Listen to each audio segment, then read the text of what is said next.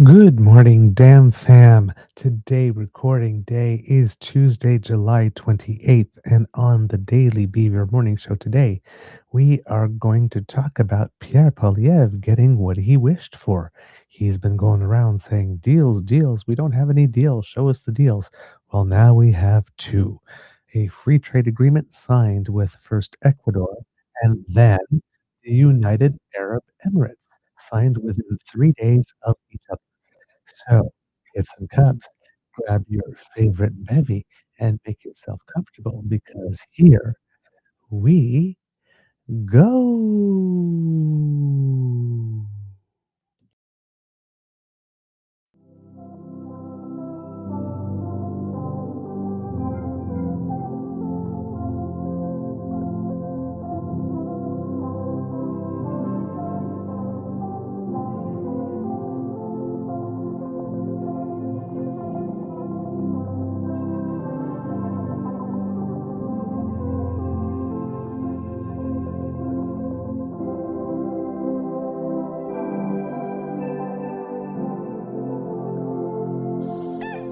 Good morning, this is the Eager Beaver Show. You are listening to a True North Eager Beaver Media Incorporated podcast.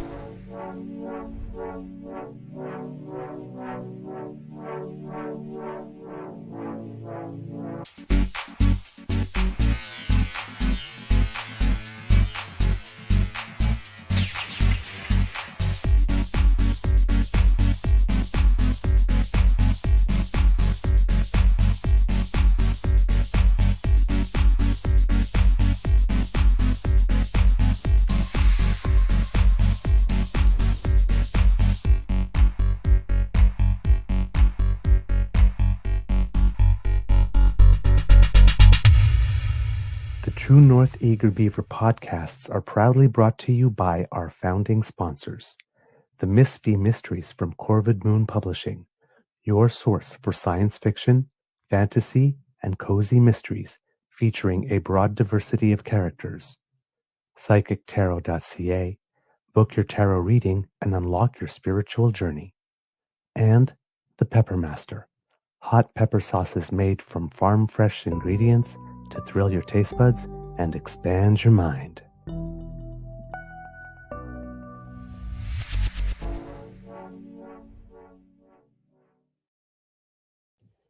Well, good morning and hello, kids and cubs, and welcome to season 6 and episode number 954 of the Daily Beaver Morning Show.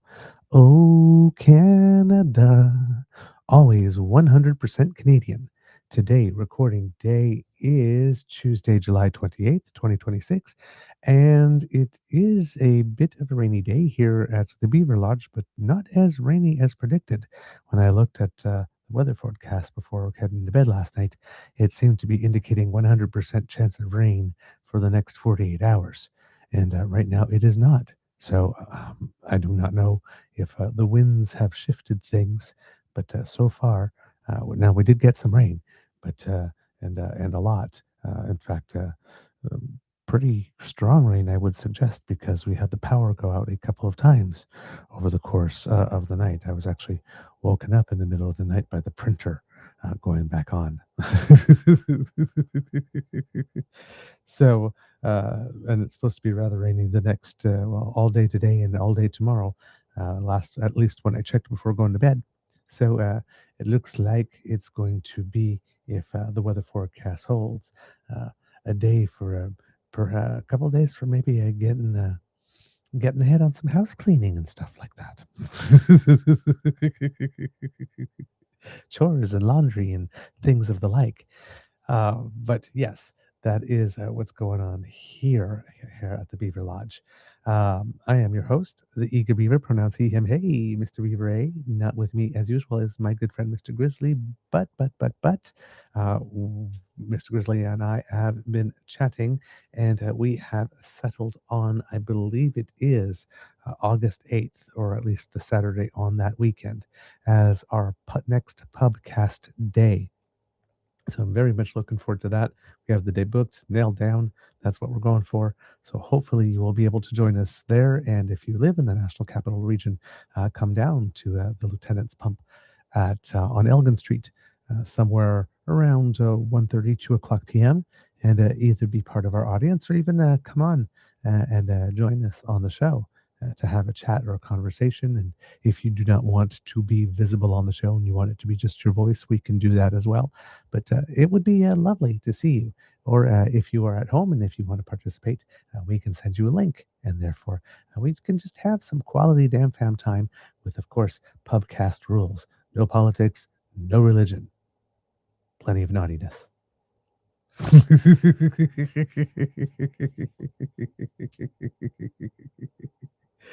Oh, man. I tell you. Let's see what else. Big thank you goes to our podcast funding sponsors, The Pepper Master, The Misfit Mysteries from Corvin Moon Publishing, and PsychicTarot.ca. Damn, fam, how is your mental health today? Mine is doing well despite the very short night, but doing very well indeed. Um, had a really good day yesterday.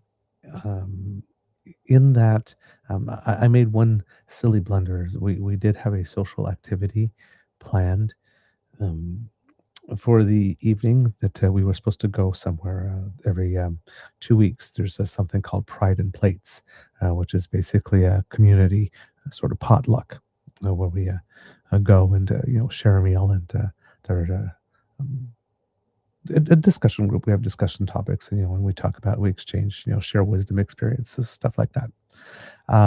And we had talked about it going to it, and I had an appointment at my physiotherapist yesterday. And my physiotherapist, I have to tell you, is an angel sent from heaven. What this man has done for me and for my body, it is unbelievable. I feel so much better than I did the first time I walked into his office, and making a lot of significant progress of late. And I always feel better. But there are times when I leave and it's like, I feel like I've gained like just a little bit, or like just it's progress, but you kind of sort of like hungry for more. And there are times you go there and you have a breakthrough, and then there are times you go there as well. You have either breakthrough, that's something that was really blocked. Finally, you've gotten to it and you've unblocked it, or that um, uh, much more shifts in a session than usual. And that's kind of what happened yesterday. And I have been feeling so good.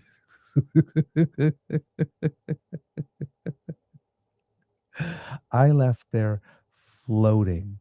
There must have been endorphins galore. And I went off to the grocery store because I figured we didn't have anything for supper because we just got back from camping weekend. So I would pick up a few things. And while I was there and I picked up a few things, my Beaver sweetie calls me and tells me he's in the car and he's on the way to Pride and Plates, and wants to know where I am and whether or not um, you know, he should pick me up. And I'm like, um, I am so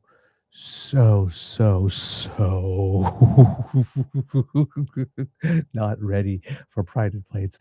And so not ready that I forgot totally that it was last night. I was just, yeah, I was floating on a cloud, feeling so good. Oh my God. It was a physiotherapist, Kit Grace. Um, so yeah. And someone who, like me, was a swimmer in the past. So when I'm explaining some of the things in my body and the path lines, because I'm a dancer, so I'm hyper aware of how my body is moving, which helps him a lot, clearly. But he knows like exactly what I'm talking about when I mention it because he can locate it similarly on his body. So It- let's just put it this way. It feels really good to be treated by someone who understands you. That's all I will say. So yes, I am feeling really good today. Really good today. Normally I have this uh, pain and locking on this side, and today everything just feels it. There is still tension, but compared to what it normally is and what it has been feeling like, maybe like for the past 8 to 10 years, if not more, um, this there is so little going on right now compared to what there normally is that I am. It's almost um, disconcerting that pain that has just always been there is not right now. So I'm hoping that this is a permanent gain that happened, and you can bet your bottom dollar I'm going to be doing my exercises religiously because this is a gain that I have acquired that I would really like to keep. So uh, I am um, I am feeling light. That's the word I'm looking for. I'm feeling light. I'm feeling. Uh, I I joked with my physiotherapist. I say there are times I come here and it's like, and I feel better, and I get a little bit of range of motion. Then there are times I leave here and I feel like I've grown an inch. So yesterday was one of those days. Um, but yeah, uh, like I said, so the endorphin release from the release of that pain, I think I floated on that all night and all evening long. Nothing could bother me. I was in a happy place. All right. So hopefully you had an evening and a day that was as good as mine. I hope at least as good as mine, because if so, you guys had a fantastic day. Uh, all right. So let's get into it. Today, um, we're going to talk about what we were talking about in the last couple of shows, directly and indirectly. Um, uh, People perhaps needing to be careful because they may get what they wish for, right? Yesterday we asked the question, is Carney coming for Polyev? Because the move to take Richard Martel out of the CPC caucus, put him in the Senate, and then put that seat immediately up for by-election. I mean, the seat became available on July 7th, and it was put up for a by-election, um, you know, fewer than 20 days later. That's a pretty fast turnaround in a seat that is a three-way race, in a seat that could result in Pierre Poilievre, who's not really playing well in Quebec in particular, but that could result in him actually losing a seat for the first time in a vote, because the three by-elections that happened, there was no conservative seats at play, right? This one would be one. So that would be another test that could, if not be the final nail in his political coffin, eventually would definitely be one. But it looks like those two moves, 1, 2, boom, boom, right? Uh, Kind of makes it look like Prime Minister in one way. I cannot read his intent, but one could form a narrative that he's pretty much had enough of Polyev sniping from the gutters and seemingly cheering for the United States, wanting to convince Canadians, again, as Andrew Coyne stated in his opinion piece that we brought you yesterday, that if anything is going wrong, it must be Canada's fault. And even if it's not, it's our responsibility to fix it. And this seemingly with someone um, who doesn't want it to be fixed, or if he does want it to be fixed at such a high cost that nobody could agree to this deal. And this, in addition, another layer that you can put this into, wrapped into a context um, in which, uh, well, I mean, you have the overall complication of our national sovereignty being threatened, for one, um, but also in the context of um, immense infighting within the opposition ranks that is spilling out into the public,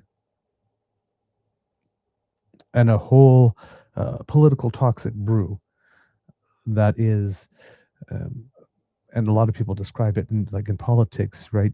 Sometimes you hate the people in your own party more than the people in the other party because if somebody has done you wrong, and it's always about personalities, right? At this point, it's all that more personal, right? Because they were of the same party. Um, so uh, how would I put it?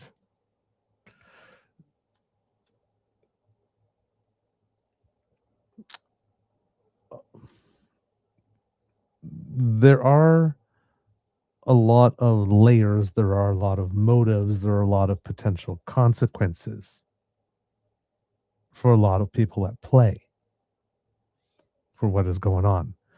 So, this move by the prime minister, right? Let's say it is a scenario where the prime minister is just tired of him, Pierre, as being summarily unhelpful.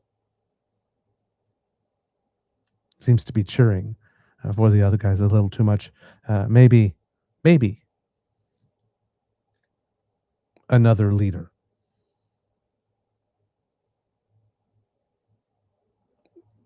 could do politics in a manner that is different and more constructive. Uh, Looking at what's on the bench within the Conservative Party, that does not seem hopeful. One would probably have to hope that somebody would come from the outside to try to do that. But then again, when you look at the membership of the party and the manner that Pierre Poilievre has cultivated it, because Pierre Poilievre, even though his popularity is declining among his party, particularly among the upper echelons, the Bedouin Fiddens and all them who, turn around and say, yes, this is all fun and nice and amusing, and, we're raking in a lot of money for doing so very little serious work. But does anybody want to win this damn thing?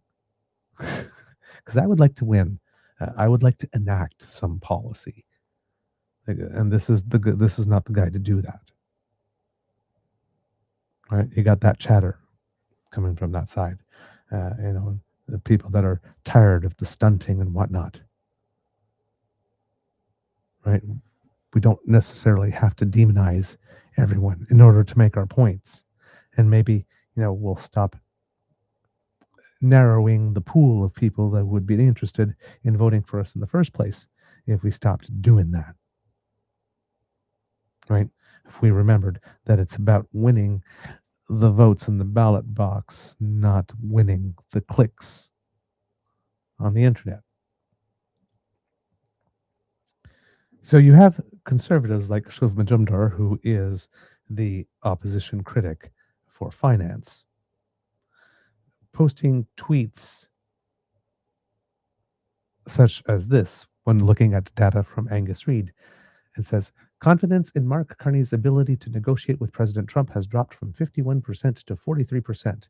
Half of Canadians now lack confidence in the Liberal government with negotiations. 1 in 4 Canadians believe the Liberals simply aren't qualified to negotiate with the United States. This is the price Canadians pay when a government mistakes delay for strategy. All right? That's the conservative spin. You go to the Angus Reid article, and it states here, as most Canadians rebuke Trump, tariff threat, and call for retaliation, confidence in PM to get a good deal declines. Right?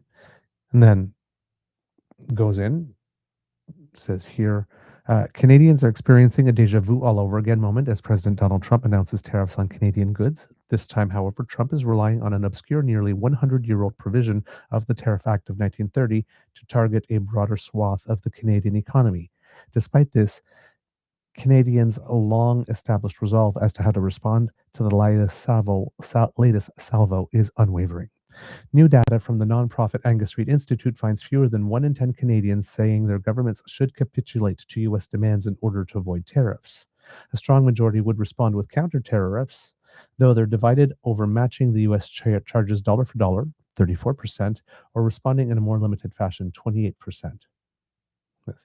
So 7% of Canadians says that the government should capitulate to the United States' demands.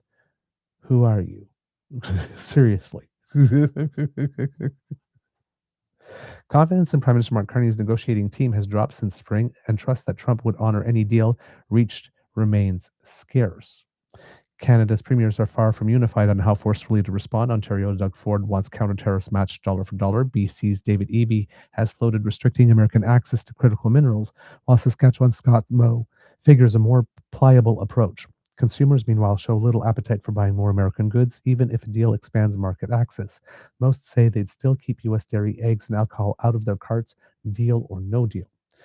Some of the key findings says 62% of Canadians want Canada to respond with counter tariffs of its own. 43% are confident Carney can deliver a good deal, down from 51% in April. 75% don't trust Trump to stick to the terms of any deal reached. 70% would avoid buying American dairy even with expanded market access. So I'm reading this, and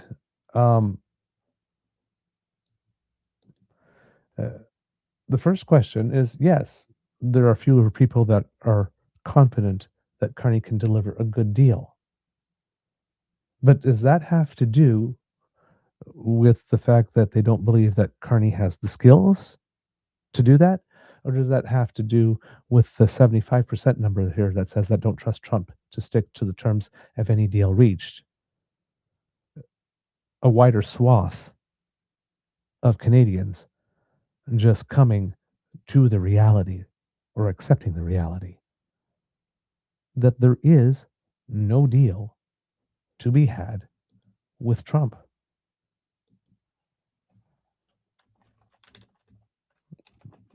There is no deal to be had. We doubt Prime Minister Carney's ability to get a deal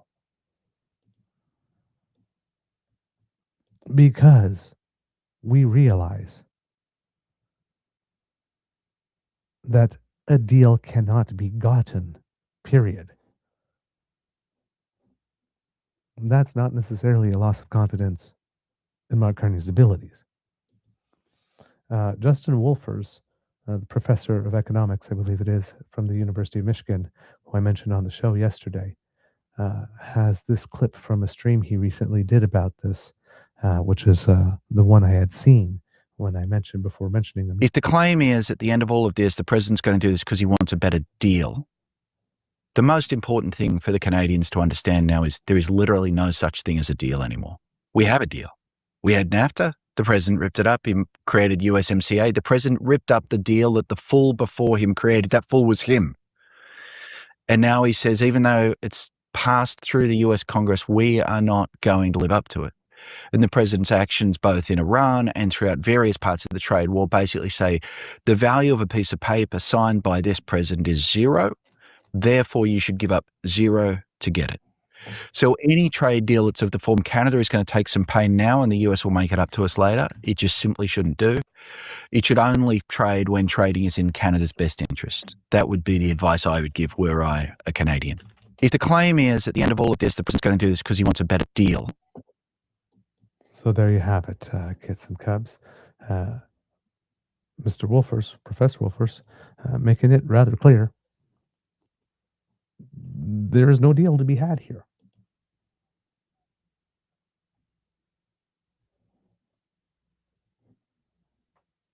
Simply no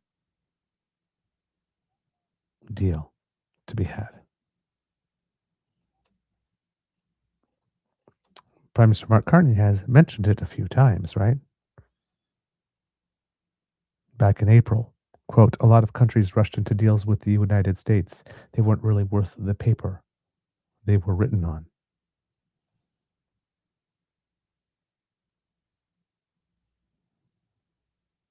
And I believe um,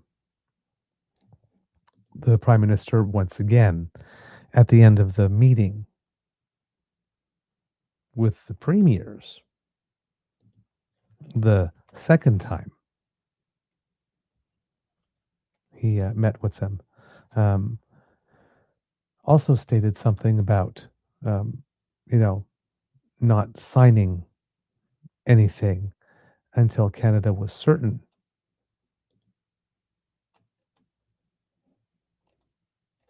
that they could agree on. And not only agree on, but seemingly certain that the United States would respect. So I don't know if we are looking, as I mentioned yesterday, um, to put mechanisms within the agreement that ensures that there is a way to to force the United States to respect the deal, right? Because fool me once, shame on you, fool me twice, shame on me. So he ripped up NAFTA to give us Kuzma. We expected that he would respect that. He's not respecting that. So now we're negotiating a better deal, another deal. It would make sense that we would want within the deal safeguards from such whims. Now, whether or not we're going to get that is a whole thing. But it's certain that we are going to be negotiating somehow for that. Um, so that's a reality that is taking place now. Now, on this uh, trade file, there are some developments, of course. The Dominique Leblanc, I believe it is. Pardon me. I have something in my throat today that's really bothering me. Hold on while I hit the mute button and clear my throat so you don't have to hear that.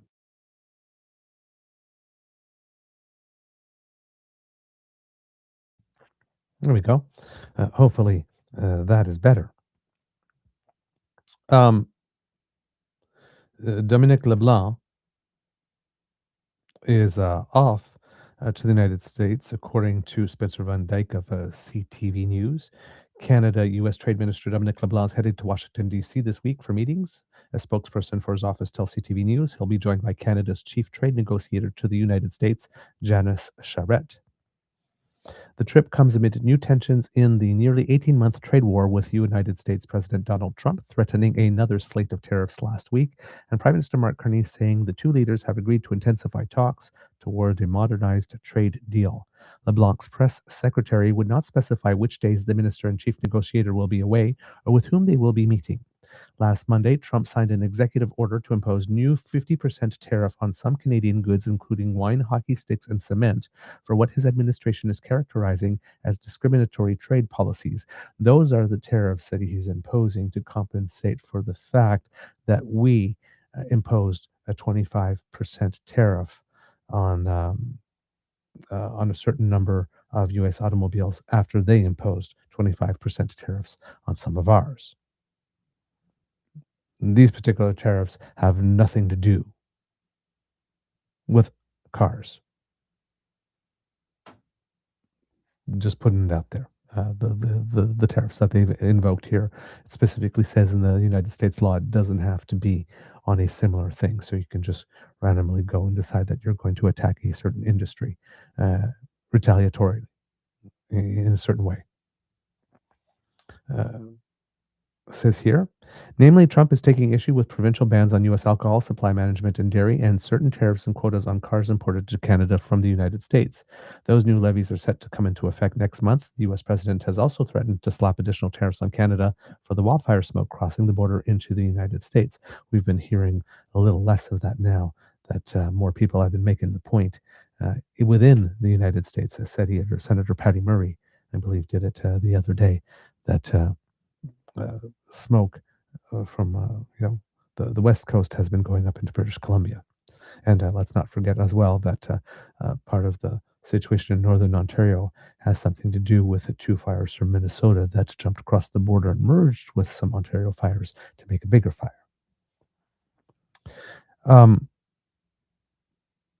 It says here, goes on here and says, and last week he accused Canada of having disinvited the U.S. to the formal opening ceremony for the Gordie Howe International Bridge, which links Windsor with Detroit, Michigan. The bridge has been at the center of increased tension between Canada and the United States for months. Earlier this year, CTV News reported that both sides were trying to quietly negotiate an opening date after Trump complained in February that Canada was not treating the U.S. fairly on trade.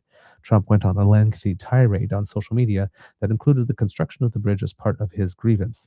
Last week, after days of conflicting messaging surrounding the deal, Ottawa and Washington struck to open the bridge. Carney admitted he could have better explained what was agreed upon. The Canada-US-Mexico agreement, meanwhile, is also now subject to an annual review process after the three countries failed to unanimously agree to a blanket renewal of the agreement earlier this month. Canada and the U.S. have to formally launch talks on that front, while the U.S. and Mexico are set to resume official trade talks in September. In a briefing with reporters last week, senior Trump administration official described discussions between Canada and the United States as, quote, substantive, but couldn't put a timeline on when formal talks would begin. The topic of Canada-U.S. relations was also a main feature of conversation during the Premier's meeting with the Prime Minister in Charlottetown last week. So that's what's going on with this one. However, there is on that front news with regard to Mexico as well, and our relationship with it. And Mexico has made it rather clear, if I can find it, ah, that if there is an attempt to try to divide us, that it's probably not going to work. But Mexico is not going to be open to it, according to Darren Major of CBC. Mexico's foreign secretary says his country isn't looking to cut a deal with the U.S. if it means abandoning the trilateral pact with Canada. When asked Friday if Mexico would go it alone on a trade deal with the United States, Roberto Velasco Alvarez shook his head and said all three countries that make up the Canada-U.S.-Mexico agreement have bilateral issues to work on. And this was around July 17th here. CUSMA is a trilateral, quote, CUSMA is a trilateral agreement, and of course the three countries agree that the architecture should continue, he said during a joint news conference with Canada's Foreign Affairs Minister Anita Anand in Ottawa on Friday. Mexico has held a number of official negotiations with the U.S. and appears to be further ahead in trade talks than Canada. Context, the United States and Mexico also had a greater number of trade issues to resolve, and some that are more legally complex than we do. So needed more time. U.S. Trade Representative Jameson Greer said Wednesday that formal trade talks with Mexico were progressing while discussions with Canada had yet to produce concessions sought by President Donald Trump as he pushes to reduce U.S. trade deficits with the two countries. Canadian officials have downplayed concerns that Mexico is further ahead, arguing that each country has separate concerns to address with the United States. like I just said. Velasco Alvarez echoed that sentiment on Friday and said Canadians shouldn't read too much into the bilateral discussions. Quote, each of us have bilateral issues, he said. Each of us is trying to resolve their bilateral issues in their own way.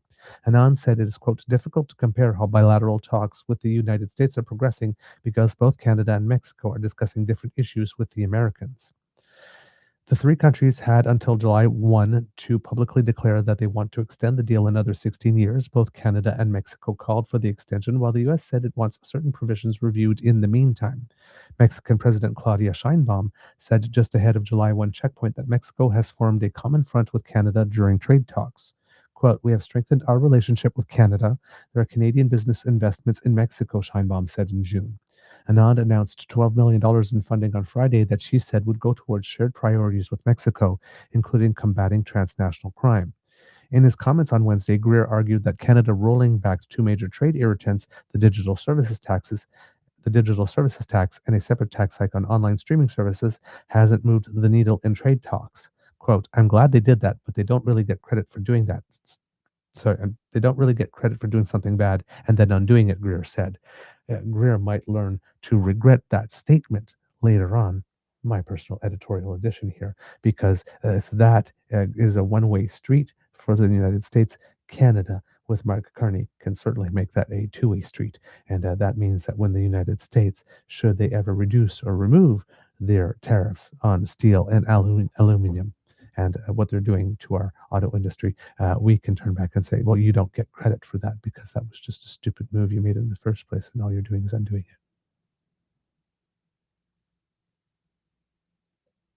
Two can play that game.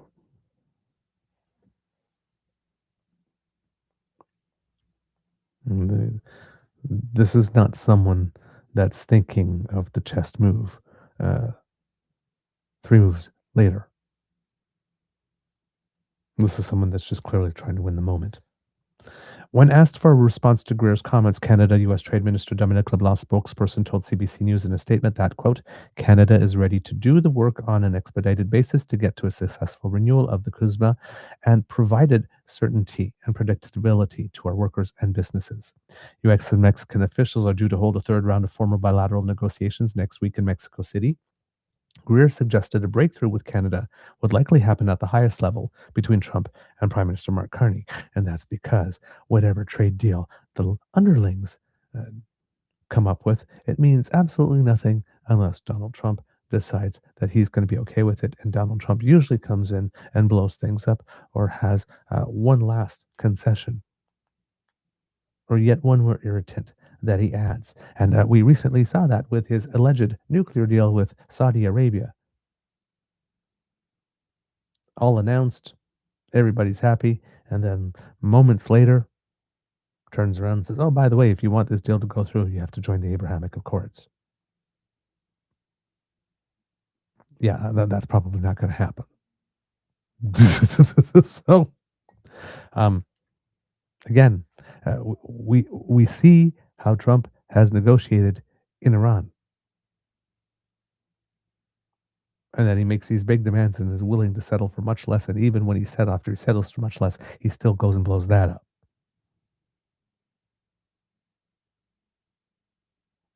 And we've just seen now, again, I've negotiated with Saudi Arabia. That's Professor Wolfers. There's no reason to sign a damn thing with this guy. There's just no reason. So, Mexico has our back, which is a good thing. They see what's going on. We've been talking about the Gordie Howe Bridge. It did finally open. A lot of people were worrying. Sorry, the Abrahamic Accords, not Abrahamic Accords. Sorry, yes, Abrahamic religions, Abraham Accords. Thank you, Kitabi. The bridge finally opened. There was some chatter, even among the damn fam. Would it actually open? Would Trump do something at the last minute? A lot of people were turning around and wondering as well whether or not it would be some sort of fig leaf of plausible deniability. Oh, we just don't have the staff yet to do that. Uh, it seems that was not the case at all, and that everything took place as it should. There was an interview with the driver of the first commercial vehicle to cross the bridge, and everything was fine there. He said he had a lovely time. The people on both sides were wonderful, but the first to cross the bridge were members of Gordie Howe's family. So that is kind of a nice movement, nice moment. Howe's grandson, also named Gordie, was in the Windsor-built Dodge Charger that made its way across. Quote, "It just feels surreal to be the people who were chosen to do that," he told reporters. "We got a call yesterday about that. It just makes me think about all the people who have worked on this bridge and all the people we've talked to today. Just how happy everyone must be that this bridge has come to fruition. It's an honor to have been the first to cross." Howe said it had been strange to observe all of the politics around the structure from afar. Quote, "I know it's been frustrating for a lot of people, and so I think that makes today all the more amazing that it has actually opened today and a lot of people are very happy." U.S. Ambassador to Canada Pete Hoekstra said in a Monday statement, America welcomes the opening, quote, "adding new capacity to one of the busiest and most economically significant border crossings between the United States and Canada," he said. And in an effort to rage bait, to go fishing, he added, "President Trump made the opening possible."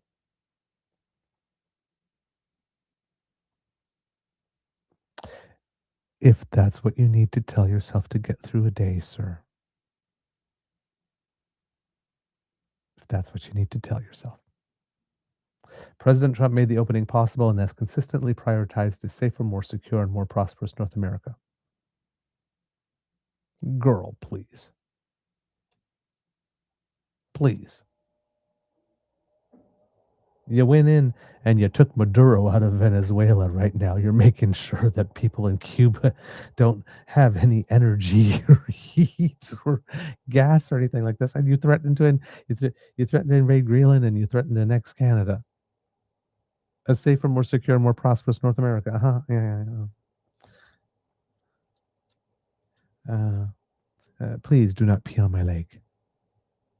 Michigan Governor Gretchen Whitmer drove across the bridge in a Ford Mustang built in Michigan to mark the opening. Quote, "I fought to open this bridge to strengthen the economy and connect Michiganders to opportunities on both sides of the Detroit River," she said in a social media statement. Tecumseh Trucking Company on Freight Logistics is poised to be the first commercial vehicle to cross. Bridge officials say the standard passenger vehicle toll will be $8 or $5.75 US to cross and $12, $8.75 per axle for commercial trucks, oversized vehicles, and larger passenger vehicles. The span provides a highway-to-highway connection between Ontario's Highway 401 and Michigan's Interstate 75 with 6 traffic lanes, 16 toll lanes, and 60 Canada and U.S. inspection lanes. Walkers and bike riders will be allowed to go over the Detroit River on the span starting August 5th, so it's a phased-in opening here. The one-lane path will accommodate two-way pedestrian traffic. The path is 2.5 kilometers long and 3.6 meters wide and connects into existing local trail networks on either side of the border. U.S. Customs and Border Protection is reminding travelers planning trips across the bridge to be prepared to anticipate heavy traffic. Quote, "Being prepared will help minimize delays at the port of entry," the CBP said in a statement. They say to have applicable travel documents readily available and for crossers to accurately declare all goods, alcohol, and agricultural items, and that while legal in some states, marijuana remains illegal under U.S. federal law. Windsor Mayor Drew Dilkens said he's weighing the long-term benefits of the span versus current tensions on either side of the border. Quote, "I just look at this and say it's taken us 25 years to build this bridge and it will stand for more than 100, he told CBC Radio The Current. Quote, "The disruptions that we're feeling today, it's easy to get wrapped up in the tweet of the day. Well, let's play the long game here and recognize that what we've created together will stand to the benefit of families on both sides of the border, businesses on both sides of the borders for many generations to come." And that's something that Mayor Dilkens has done in a lot of interviews where he has talked about um, the original purpose for that bridge, the reason why it came about as a project, and then as well giving us some long-term perspective because again, we do a lot of things today in the media. It's the moment, right? But this is a bridge that is going to be lasting, hopefully, right, for about 100 years, 70 to 100 years. So it's the same thing, for example, when, like when we're building a nuclear power plant, right? And you have the energy minister, Tim Hodgson, saying, well, this is a power plant that's going to be around for 80 to 100 years. It's going to benefit 3 or 4 generations. So, we're not going to make this generation pay the entirety of the cost of something that was built to benefit 4 generations. We're going to spread that through over that time span. Well, this is, a similar principle. You can look at what it is that we are giving up in this deal as something that we are doing now. Oh my God, we are losing up to $320 million per year. Or you can look at that uh, over the course of the life of this bridge. How much economic activity is it going to generate? And those first 15 years of how much money, uh, and that's like 320 million sort of maximum sort of estimated, and with, not necessarily this bridge maximizing tolls in the first few years as people get used to adopting different traffic patterns. Different people might be using different bridges to get to different places, right? This one connects from the 401 to the I-75, so trucks are really going to like that because now they no longer have to go through downtown and pass a series of streets that have, maybe 7 to 10 stops along the way before they can get onto the interstate. But people who want to actually go into the city and do things that are closer to the border might take the Ambassador Bridge. People that need to do things that are closer to where the tunnel is might take that instead, right? So there is going to be perhaps with more business traffic going in commercial trucking and stuff like that going through the newer bridge, maybe the Ambassador Bridge will be one that is more pleasant for people who are just driving and taking day trips to be the crossing, even though it's not the more modern bridge, just it being decongested. So uh, it's not that the Ambassador Bridge is necessarily going to die. Now it is an old bridge, and I'm going to guess that the fees for maintenance and upkeep are a little higher than one would expect. Well, not one would expect, but that uh, might be taking out a bigger portion of the budget, so therefore it might need more help. Again, I wouldn't be surprised, as I mentioned before, that we find out uh, down the road that a portion of that money that's supposed to be going into improving infrastructure on that side of the border either goes to the Maroon family to compensate it for what it is losing in terms of traffic, or for them to be able to modernize as much as they can that bridge. Because uh, we don't want to remove one of the crossings, right? That's not our goal here, what it is that we're trying to do. So here is, where did it go? Sorry, I brought something up and it's not showing for some reason. Okay. No, that is very weird. There we go. Okay, got it. Wow, that was a little odd.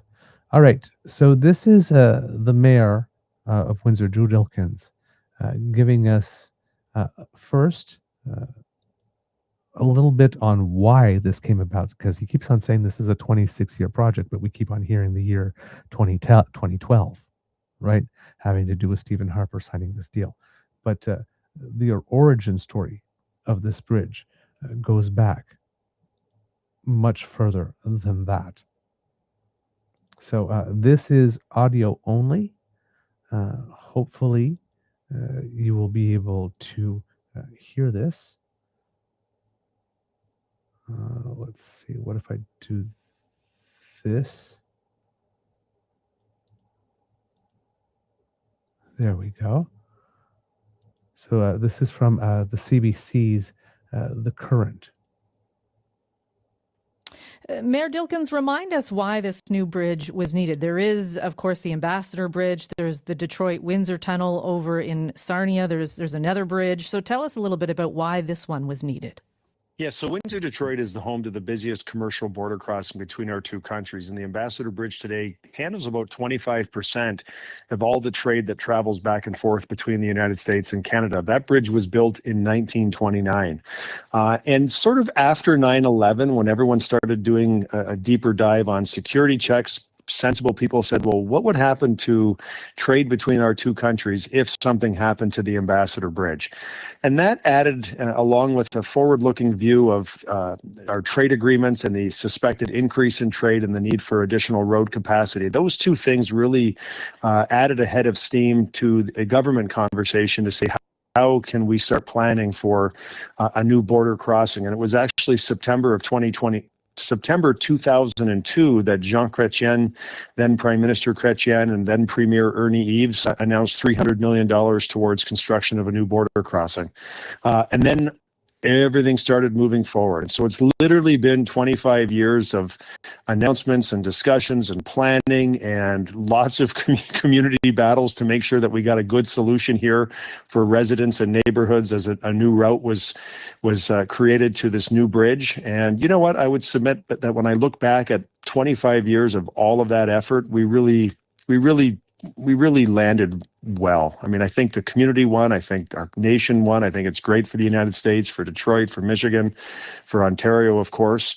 And, you know, with respect to some of the issues that we're dealing with, I just look at this and say it's taken us 25 years to build this bridge, and it will stand for more than 100. And so the disruptions that we're feeling today, it's easy to get wrapped up in the sort of tweet of the day.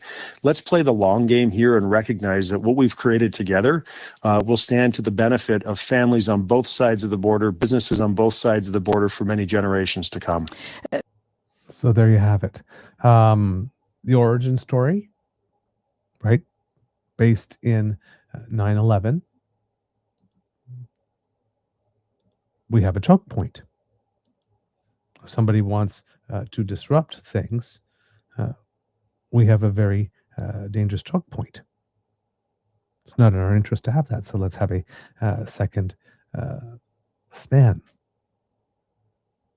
Now, my Beaver sweetie found something interesting that he thought I should share with you. There is talk nowadays, right, that there was never any plan, was never in the talk at all for the Ambassador Bridge to be destroyed, because the whole goal of this was to, you know, build in some redundancy. So if one span was taken out, we'd still have another, and trade could still continue, and how we'd be able to help each other would continue in case of some type of an attack. But on October 5th, 2017, it says here, this was in CBC. The president of the company that owns the Ambassador Bridge says it may not be allowed to tear down the existing bridge after completing a replacement span, even though the demolition has been ordered by the Canadian government. Quote, the U.S. permits say we have to keep the old bridge up. It's on historical lists, but Canada says tear it down. We're going to leave that up to the two countries to tell us what to do, said Dan Stamper in Windsor. Our view is we want to build a new 6-lane bridge. We want to do it as soon as possible. Whatever the outcome is, we'll do. If it means tearing, we'll tear it down. The permit from the Canadian government granting the company permission to begin construction came with several conditions, including a stipulation it must, quote, demolish the Ambassador Bridge no more than 5 years after the new bridge opens to traffic. Stamper said that came as a, quote, surprise, considering an American permit, which was issued more than a year ago, includes conditions from the State Historic Preservation Office that designated the bridge a historically significant site that must be preserved. He added the company has raised the issue with representatives from both governments who must now decide how to deal with the discrepancy.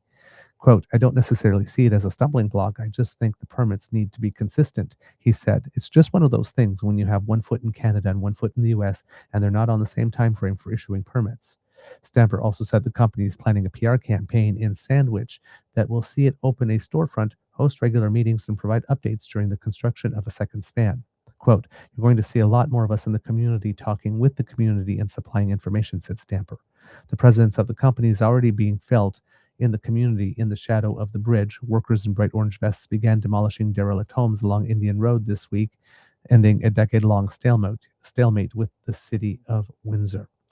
The work began almost immediately after the city issued demolition permits to comply with the federal cabinet order approving the construction of a new 6-lane replacement span for the Ambassador Bridge. Quote, you're going to see a lot of work going on over the next couple of years, said Stamper. The Canadian Transit Company plans to move the area's fire hall to the other side of Huron Church Road, fix up neighborhood roads around the existing bridge, and build a truck plaza, which Stamper insists will be smaller than rumors would have people believe. Quote, the truth is it's about 6.5 acres, he said. It's already part of the bridge plaza, so we're not going to be extending into the community. And then it says after that, Stamper said the company plans to buy local materials wherever possible as it builds the $1 billion bridge. All the work of the $1 billion bridge. That was in 2017. Ended up to be 6.4. All the work you're going to be doing in Canada will be sourced in Canada, he said. Stamper blamed the Canadian government for not providing answers for years about whether a second bridge would ever be built at the site, causing the company to get a bad rap.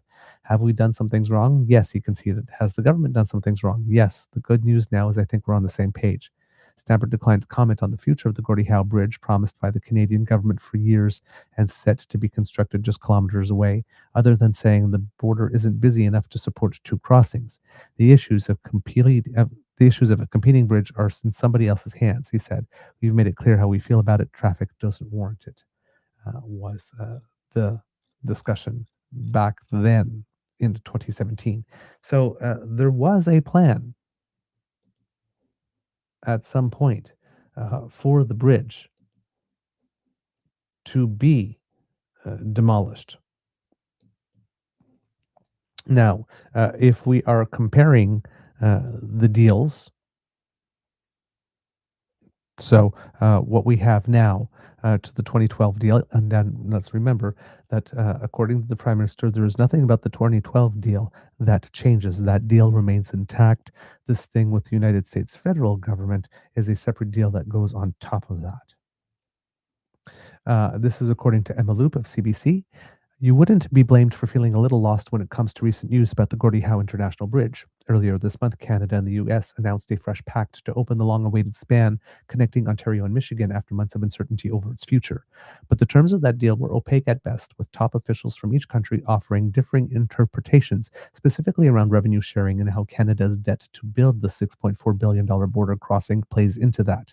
After much criticism and speculation, Canada posted the text of the agreement online late Tuesday night.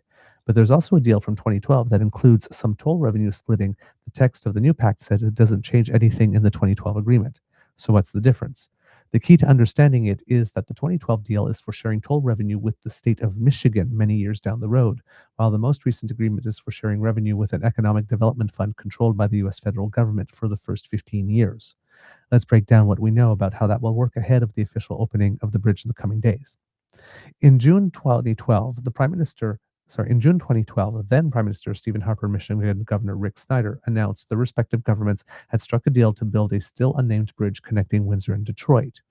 The over 50-page agreement laid out the legal and financial structures underpinning the project, which had an estimated cost of $1 billion at the time. The deal was a major step forward to build a new span within the busiest land border crossing in North America, especially given the issue of commercial truck traffic clogging the city streets, leading to the nearly century-old Ambassador Bridge. Canada's willingness to pay for the new project came as Michigan was still reeling from the 2008 financial crisis. Quote, that's what friendship is all about, stepping up and helping someone, Snyder said at the announcement. A special note of thanks to Canada for your generosity and thoughtfulness in this project. Under the agreement, Canada would fund construction of the bridge, Canadian Inspection Plaza, land acquisitions, and a new interchange with the I-75 highway on the Michigan side. As a result, tolls would be collected only on the Canadian side, with the revenue used to pay down the cost of the project. something the agreement said could take at least 50 years. So we paid for infrastructure on the other side of the border. Okay? Just so you know. Once the debt is paid off, Canada will split the toll revenue with Michigan, which co owns the bridge per the deal. It also said the Crossing Authority, now known as the Windsor Detroit Bridge Authority, or WDBA, shall be entitled to set rates for tolls. Much has changed since then, especially in Washington, U.S. Especially in Washington, U.S. President Donald Trump's trade war has eroded the Canada-U.S. relationship, and he made the bridge the target of his ire earlier this year with a social media outburst laced with falsehoods about the project and demanding that Canada provide concessions. That post, which followed heavy lobbying and political donations from the owners of the Ambassador Bridge, sparked concerns about when the Gordie Howe crossing would actually open to the public. After a false start last month, both governments announced on July 10 that they had reached a fresh pact to open the bridge. Under that agreement, toll revenue will be used to pay operating expenses such as maintenance, snow removal, and staffing. Whatever is left over, if anything, will get split in half. Canada will get one half, and the rest will go to an economic development fund established and solely controlled by the U.S. government. That setup will last for 15 years. Canada will be able to use its half to start paying down the debt. The other half will be used for the benefit of the United States and trade between Canada and the United States, according to the deal. In other words, Canada will still start paying down its debt immediately with whatever net revenues it gets, but those revenues will be smaller than before. And whenever the debt is paid off, the revenue will still get split with Michigan. The new deal also gives the U.S. government control over some changes to toll rates, something it didn't have before. Canadian officials will host a ribbon-cutting event on Friday before the bridge opens to traffic on Monday. So basically, we're surrendering some money now to the United States. How much we don't really know, and we can't model because it will depend on traffic on the bridge, of course, how much it raises. But we will be doing that for the first 15 years, which makes it such that we don't pay down the debt as quickly. But given that we don't start paying Michigan under the terms of the original deal until our debt is paid off, the date at which the consequence of this deal means that the date at which we start paying Michigan after this 15-year fund is taken care of also gets pushed back. So,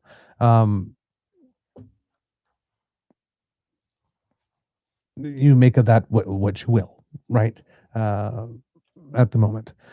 So that's what we have there in terms of the differences between the deals. Now, there are two pieces that have been written that take different sides, or that not necessarily opposing sides, but that highlight different aspects of this bridge deal. And they didn't necessarily get a lot of play. So hopefully you will find these as interesting as I did. One appeared in the National Post, which is, again, usually not a paper we go to for referencing, but every now and then the National Post does have some good and serious articles, and this does happen to be one. This is by Adrian Humphreys. I'm going to see if there's a bio note about Adrian Humphreys here in this. There is not. So Adrian Humphreys of the National Post here, and presents an interesting point of view. Why the Gordie Howe International Bridge was a bad deal for Canada from the start. We learned this week the outcome of Canada's gunpoint renegotiation with the United States over revenue from the new Gordie Howe International Bridge, an impressive $6.4 billion cross-border span that Canada paid for and is now finally able to open for traffic on Monday. The reality of the forced amendments hammered out under threat from U.S. President Donald Trump, who demanded changes to a long-standing binational contract at the 11th hour, is not so much that it makes the new bridge a terrible deal for Canada, it's that the changes made a bad deal even worse, according to a source with high-level knowledge of the business of border infrastructure. Quote, the original deal makes me wonder why Trump was moping about it being a bad deal. It was a steal for the U.S., an absolute steal, said the cross-border specialist who requested their name not be published as they are not authorized to discuss the matter. Quote, it was already a sweetheart deal. Trump didn't need to do anything more to make it a great deal. At the time, everyone in the bridge community all said the same thing. This is a sweetheart deal for the U.S. Quote, Canada was screwed from the beginning. It was a bad deal for Canada from the start and will continue to be a bad deal from Canada moving forward. Economically, it might make the Gordie Howe Bridge Sorry, economically, it might make the Gordie Howe a bridge too far. But the new 6-lane bridge connecting Windsor to Detroit with a main span of 853 meters, the longest of its kind on the continent, is an ambitious and grand structure that took 26 years to create. Visually, with tall towers anchoring splays of 216 diagonal steel cables, it evokes the masts and rigging of sailing ships of yore, like the clippers run by American privateers during the War of 1812 that hijacked merchant shipping. Looking at the bridge's economics, its imagery of something out of step with its time seems appropriate, despite its modern amenities, and with recent events conjuring American raiders of the past aiming north of the border also seems suitable. The bridge project formally began in 2012 when a deal was signed by the Government of Canada and the state of Michigan for a new border straddling bridge. The deal created the Windsor-Detroit Bridge Authority, or the WDBA, a Canadian not-for-profit crown corporation that would fund construction of the bridge, the plazas for customs facilities, and connecting the bridge to the highway systems in both countries. The deal stipulated that all tolls from bridge traffic in both directions will be collected only on the Canadian side and used to reimburse Ottawa for funding the project before sharing revenues with Michigan. While the business case for a new bridge was debated, its name appealed on both sides of the border in honor of Gordie Howe, a much-loved and respected Canadian hockey star who spent 25 seasons in the NHL, bringing the Detroit Red Wings to glory. Howe died in 2016, 2 years before the bridge construction began. This January, the new bridge was given final approval by Trump's administration as an official port of entry into the United States. Washington noted the bridge aligned with the mission of U.S. Customs and Border Protection, or CBP, by, quote, protecting the American people, safeguarding our borders, and enhancing the nation's economic prosperity. This February, however, as the opening of the bridge drew close, Trump took a more personal interest in it and announced he would block its opening until Canada, quote, compensated the U.S., quote, for everything we have given them. He demanded American ownership of at least half of the bridge. Again, if we take him literally, if this concession, if we compensated him for everything America has given us, we don't owe him anything anymore. I'm just saying. Trump's demands triggered unhappy negotiating that ended this month with an agreement to amend the original deal, allowing the bridge to open, but requiring Canada for the next 15 years to share half the bridge's revenue with the U.S. after recovering operating costs, but before repaying its debt. Trump's much publicized amendments, however, might not make much of a real-world difference, according to an analysis by Cross Border Infrastructure Insider. That's not because Canada won at the negotiating table this month, but because Canada cut such a lousy deal in 2012. Oh, okay. The question now is, given the economic outlook for the bridge, will there be any operating profit at all to share? The new bridge was originally pitched to alleviate high traffic volume at other border crossings. The WDBA's own published origin story roots its timeline in 2000 with concerns that the existing Ontario-Michigan crossings would not support the anticipated increase in traffic. The increase never came. Instead, traffic plummeted. From the start in 2000 through 2024, when iron workers building from both sides joined their segments over the Detroit River, cross-border traffic with Ontario dropped 41%. Wow. And that's across all crossings. From the Ambassador Bridge, it was 12 million crossings a day in 2000. Of course, that's before September 11th as well. Things got more complicated after that, crossing the border, to 6,225,000 about the Detroit-Windsor Tunnel, about 8.6 million crossings a day back in 2000 to about 3.9 million in 2024. And to the Blue Water Crossing, about 6 million crossings to about 4 million now. I'm going to guess that these are not per day, sorry, but annual crossings here. According to figures provided by the Bridge and Tunnel Operators Association, a binational organization of operators of 13 bridges and tunnels connecting Ontario to Michigan, New York, and Minnesota, even with the rebound after COVID lows, traffic kept dropping. It is down for passenger vehicles and for trucks. Combined truck and passenger vehicle crossings over the Ambassador Bridge, just 3.5 kilometers downriver from the Gordie Howe Bridge, has dropped almost by half. This spiral isn't unique to the Ambassador. Traffic on the Blue Water Bridge across the St. Clair River at Sarnia, Ontario is down 33% during the same time. The Peace Bridge connecting Buffalo, New York to Niagara Falls, Ontario is down 42%. To the northwest, the Sault Ste. Marie International Bridge is down 58%. The downturn in traffic is pinned on many things, such as requiring passports to cross the border after the 9/11 terror attacks, shifting U.S. trade to Mexico, relocated manufacturing, the value of the Canadian dollar, less interest in cross-border shopping, and more recently, Trump's tariffs and decreased interest in visiting. With the new bridge, dropping traffic volume will be divided further. Drivers diverting to the Gordie Howe could cut the ambassador's traffic in half, the border crossing insider said. The Gordie Howe Bridge was built under what I would term very optimistic traffic projections. Those traffic projections are not going to be met. One future-facing feature the Gordie Howe offers is free pedestrians and bike lanes. The U.S. CBP facilities on the American side of the bridge on a 68-hectare site, one of the largest border facilities in North America. On the Canadian side, facilities for the Canadian Border Services Agency cover 53 hectares. It includes 36 primary inspection lanes and 41 secondary inspection bays on the U.S. side, 24 primary inspection lanes and 16 secondary inspection bays in Canada. Canadian taxpayers paid to build it all, even what's on the American side, covering 53 hectares.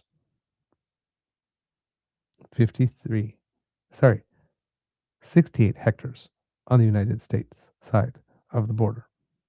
68 times 10,000 square meters. We paid for that.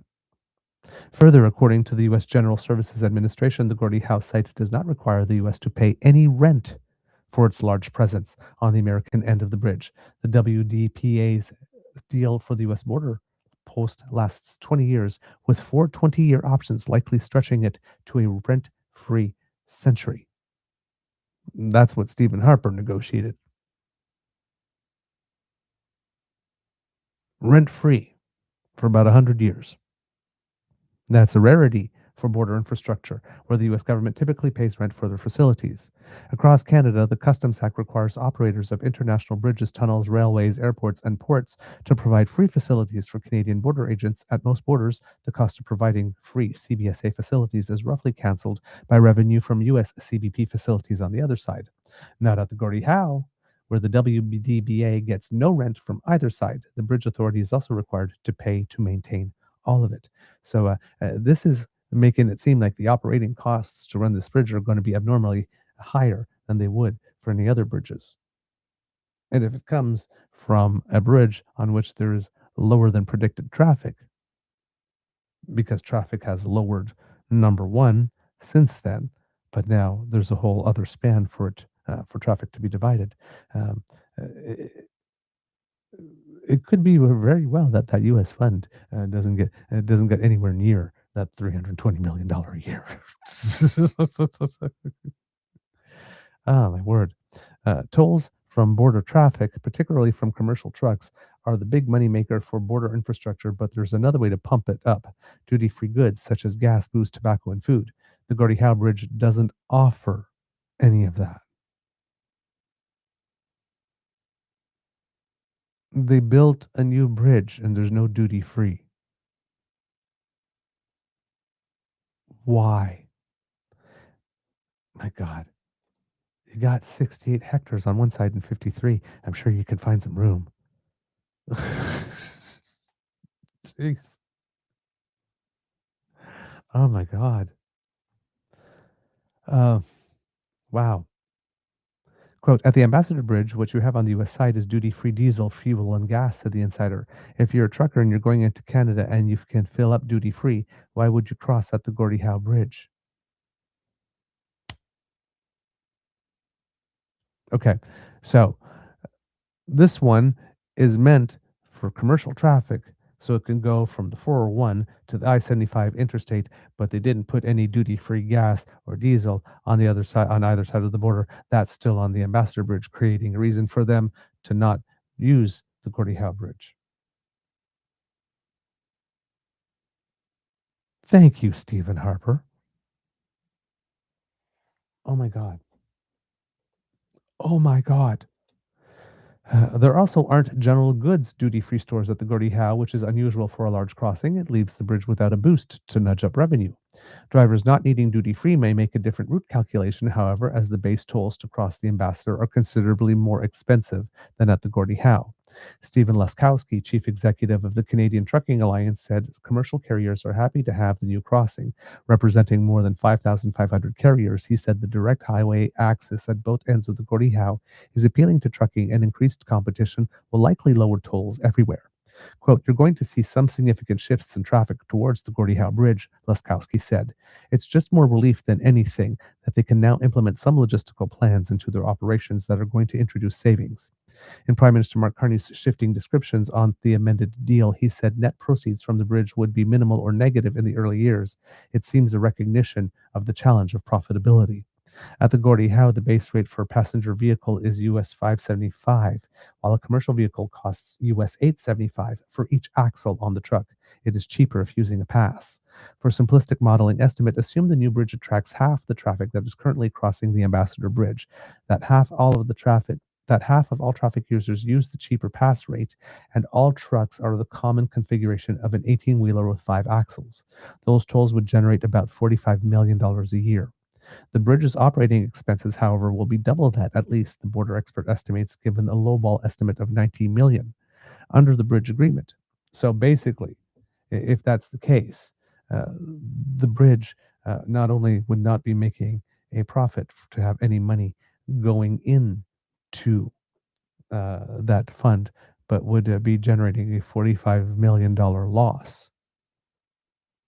Now, again, Canada's debt may not need to be paid back from the operating costs, but if the WDBA now has to borrow money to operate the bridge and pay interest on that, I'm going to guess that that's going to go to the operating costs also, making it less likely that the United States will see a penny.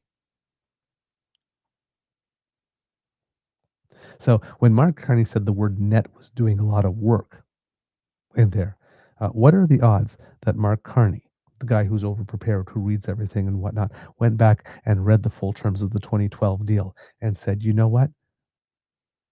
They're not paying any rent, and we got to cover all the costs for that. There's no duty free, so we can't boost revenue. Right? And all these other things that I've been mentioning so far that are in this deal. And all of that raises the operating costs. Okay. Let's do it net of operating costs.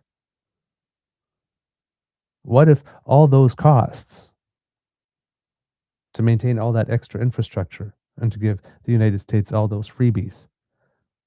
What if you put a number to that, that would be equivalent to or more than we would be putting in to actually repay our share of the debt? Then technically we'd be coming out ahead. The bridge gets open, the United States gets a symbolic victory that will yield a very little money for it. Once that 15-year period is off, we still get to collect 100% of the toll revenue until the bridge is paid off and before we have to start sharing with Michigan. So whether it was net revenues or net proceeds, it is quite likely that Mark Carney signed a deal with Donald Trump in which Donald Trump gets nothing for 15 years. And we get, if there was nothing for Donald Trump to get, there was nothing in there for us to get to have the extra money to pay down the debt anyway.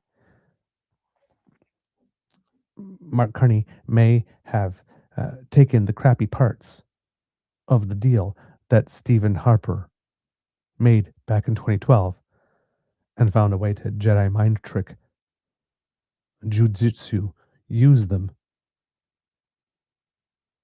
in a manner to give Donald Trump a sense that he won and actually reduce their negative effects for us. If that's what went on, that is some pretty freaking genius. And it's probably a story we'll never know. But I can see that scenario with what's being described here. Wow. Okay. Let's continue here.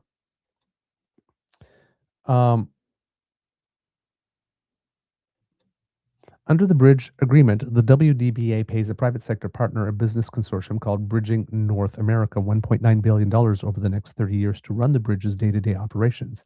That's about $63.5 million a year from WDBA, regardless of traffic volume. So the business consortium, just the cost of that alone. Wow, over 30 years. Okay. The WDBA has other expenses too. Quote, they have their own staff, they have a PR department, they have marketing, they have a whole staff in their own facilities, the border source said. Those sorts of additional expenses could be $10 million. The WDBA must also pay taxes to the city of Windsor for its facilities on the Canadian side, estimated to be in the millions. Given the operating expenses and diminishing traffic, even without paying off the debt, this modeling estimate suggests it will be hard to find any profit to share with the United States or with Canada's taxpayers. Quote, it will never, ever be able to get to the point where you have paid off that capital investment. Never, said the border source. But there's also a reasonable chance the bridge won't even cover routine operations. Public infrastructure isn't just about making money, of course. Value comes from more than tolls. Even if it isn't the deal Canadians wanted, it doesn't mean the Gordie Howe Bridge isn't an important and beneficial project, said Windsor's Mayor Drew Dilkens. Quote, I expect very little money will actually flow, if any at all, into that U.S. Regional Economic Development Fund over 15 years, Dilkens said of the new revenue sharing clause pushed by Trump. Quote, regardless of the outcome, this bridge will exist for more than 100 years, leaving plenty of time to ensure Canada has repaid the full cost of construction. He said the Gordie Howe Bridge offers a big boost to the economy and local industries, particularly in the auto industry. Quote, getting auto parts to assembly plants quickly and reliably further supports our primary industry, he said. Dilkens said that the bridge being, quote, in the hands of a government entity and not held under private ownership brings stability, diversity, and security. Ryan Donnelly, chief executive of the Windsor-Essex Chamber of Commerce, expects the bridge to experience gradual growth as traffic adjusts to a new option. Beyond the tolls and traffic and routing, Donnelly said the Gordie Howe Bridge brings an importance that is not tracked by accountants or appearing on spreadsheets. It brings greater security. He noted the pandemic protest blockade in 2022 that shut down the Ambassador Bridge, disrupting billions of dollars in trade and forcing manufacturing shutdowns. Quote, it comes down to economic safety, but also national security, Donnelly said. If I recall, the original discussion that we needed another border crossing is because of 9/11 and recognizing that having redundancy is having safety. A request for comment from the WDBA about its finances, the bridge's economic challenges, and on the analysis by the border specialist went unanswered prior to publication deadline. So that's one take on it. Told you I had a pretty interesting take on it, to share with you. And another one that we have here is from found it on Twitter from a gentleman who goes by Paul Stewart II. Likes to, I think, fellow commenter like me. Do not know what his background is, but perhaps I can find out something about it here. About the author. Background spans real estate, finance, and private investment alongside longstanding engagement with public policy, governance, and institutional design. So there you go. And they had an analysis of this that I thought was fantastic. No, I'm just going to take along here. Yes. So I'm not, I thought, you know what, I was going to read this into the record, but it is much more of an academic paper. But its conclusions, well, hold on, I'll give you, obviously, the premise, because that might be a good thing for me to do as well. But it says here, Canada continues recovering what it financed with interest for 15 years. A U.S.-controlled fund received half of net revenues after operating costs. Joint ownership and WDBA toll authority continue. A documentary analysis, July 2026. It says here, The document or his paper answers the questions if you're looking for it. And I will include a link to it for you. What is the July 2026 Gordie Howe Bridge Agreement? Why did Canada agree to the new Gordie Howe Bridge deal? What does Michigan's U.S. controlled development fund receive during the first 15 years? How did the original 2018 Gordie Howe Bridge financing and revenue model work? How does Canada continue recovering the full amount it financed with interest? How are toll revenue, operating costs, and the net bridge revenue divided? Who owns the Gordie Howe Bridge and who controls it? Who controls tolls? What continues under the 2012 Canada-Michigan Crossing Agreement? Which implementation terms remain to be finalized? And which public claims about the Gordie Howe Bridge deal are supported by the agreement and official record? Um,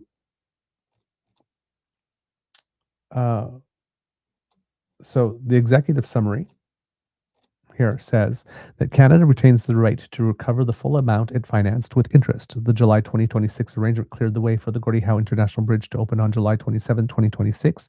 For the first 15 fiscal years of operations, a U.S.-controlled economic development fund intended to support Michigan and regional development will receive half of positive net bridge and crossing-related revenue after operating costs. Canada retains the other half. Joint ownership continues. The Windsor-Detroit Bridge Authority retains toll collection, and the bridge opens with a commercial structure designed to operate for 125 years. Canada financed the integrated crossing. The 2012 agreement records that qualifying Canadian funding in one account called unrecouped Canadian contributions. It does not divide the funded positions into separate Canadian and Michigan recoupment accounts. Canada retained half of positive net revenue continues to support recovery of that Canadian funded position. The half directed to the US controlled funds slows the reduction of the outstanding balance compared with the original structure. Nothing published indicates that Canada's retained share or the underlying recovery mechanism has otherwise changed. The entire balance remaining outstanding, including Canada's own unrecouped capital, continues to carry the contractual financing charge, compounded annually. Canada also continues to fund operating deficits, capital expenditures, and life cycle costs during the recoupment period. Qualifying amounts may preserve or increase the balance. The temporary U.S. payment ends after 15 fiscal years. Michigan enters equal financial participation only after Canada has fully recovered the aggregate balance and its compounded financing charge, or earlier through Schedule A's buy-in mechanism, which requires payment of half the outstanding balance and acceptance of half of qualifying future shortfalls. So again, if right, there's additional interest costs because it takes us longer to pay it off, let's say because there was money that was going to the fund, but or it's not profitable in the first 15 years, then that delays the amount of delays when we get to pay back Michigan. If there are any other events that happen that also make it such that we have to push it back. So, like, let's say there's a major repair that is required, 30, 40 years down the road, like a chunk of it falls or something, right? And there's a lot of money to that, and then that gets added on, and that will delay. So there's actually quite a possibility that the state of Michigan, before we ever start splitting any revenue with Michigan, uh, that could take a very, very long time. Like maybe not even in my lifetime will that happen, right? And maybe even never. Said if this is a bridge that never ends up becoming profitable, if it ends up becoming more of a service, um, nothing ever goes into that fund and nothing ever gets split with Michigan. Of course, it means that we also operate the bridge at a loss, and uh, and nothing from the bridge helps us pay it off as well.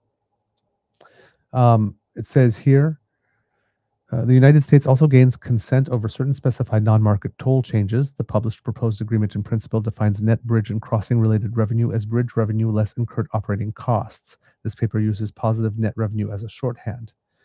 It says the payment period begins during the bridge's startup and traffic ramp-up years. Fixed operating costs begin immediately while toll revenue develops.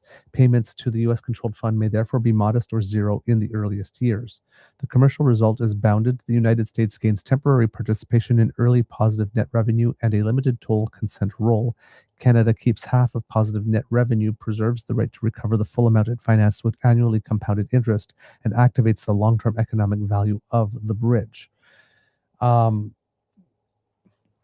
So that's sort of the executive summary when you get to it. Now, of the chapters that they had here, one of them is why Canada uh, agreed to some of these changes. And it says Canada exchanged half of the bridge's early positive net revenue for an agreed path to opening. Canada had already financed the integrated border system required to place the crossing into service, including major infrastructure in Michigan. Until the bridge opens, that investment produces no toll revenue, recovers no capital, and delivers none of its intended trade benefits. The bridge opening requires coordinated action by U.S. officials, agencies, and authorities that provides leverage over a completed bridge financed by Canada for the benefit of both countries. The arrangement moves the bridge towards operation. Canada retains half of positive net revenue within the continuing Canadian financial framework, while its aggregate balance continues to carry the contractual financing charge until full recoupment. The target opening date turns practical leverage into operation and traffic flows. Until traffic begins, coordinated U.S. agency action remains necessary to place the bridge into service. Opening materially reduces that leverage. The United States receives half of positive net revenue during the first 15 fiscal years without buying into half of Canada's aggregate outstanding position or assuming the same operating and capital downside. Canada's return extends across a much longer horizon. It begins earning revenue on an investment that would otherwise remain idle, retains half of positive net revenue within the continuing financial framework, and preserves its aggregate interest-bearing recoupment position. The Windsor-Detroit corridor carries more Canada-U.S. trade than any other land border crossing and anchors the integrated automotive and manufacturing economy. The new bridge adds a public alternative to the privately owned Ambassador Bridge. The U.S. payment lasts 15 fiscal years within a 125 design life. Canada's retained revenue, aggregate recoupment rights, and long-term corridor position continue after the temporary payment ends.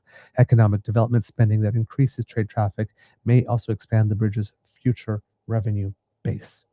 So those were the major reasons that we went ahead and we signed anyway, even though we knew it was a shakedown. Now, of course, again, if we did the math and realized that the shakedown would result in actually no money coming out of our pockets, then why not sign in that case? Because it's just a symbolic victory. And the conclusion of the study is that the July 2026 arrangement cleared the agreed path for the Gordie Howe International Bridge to open on July 27, 2026. For 15 fiscal years, a U.S.-controlled economic development fund intended to support Michigan and regional development receives 50% of positive net bridge crossing-related revenue after incurred operating costs. Canada retains the other 50%. The United States also gains consent over certain specified non-market toll changes. The U.S. participation is an upside-only revenue allocation. Canada continues to carry the outstanding funded position and the corresponding operating capital and life cycle downside. Michigan reaches equal financial participation only after full Canadian recoupment or through Schedule A's buy-in mechanism. So it seems that, from what I can understand here, there's a mechanism by which the Michigan government can actually buy into the bridge and get equal financial participation earlier than the time in which Canada has fully recuperated, because Canada would get some money going towards that capital cost from the government of Michigan in that sense for them to get access to their share more quickly. Joint ownership remains unchanged. The Windsor-Detroit Bridge Authority continues to set and collect tolls subject to the new consent mechanism for certain specified non-market toll changes. Canada retains the right to recover the full amount. In finance, together with the contractual financing charge compounded annually until full recoupment, Canada also continues to fund shortfalls when revenue is insufficient. Qualifying costs may preserve or increase the outstanding balance. The temporary 15-year allocation occupies only the opening portion of a recovery period. The party is expected to last at least 50 years.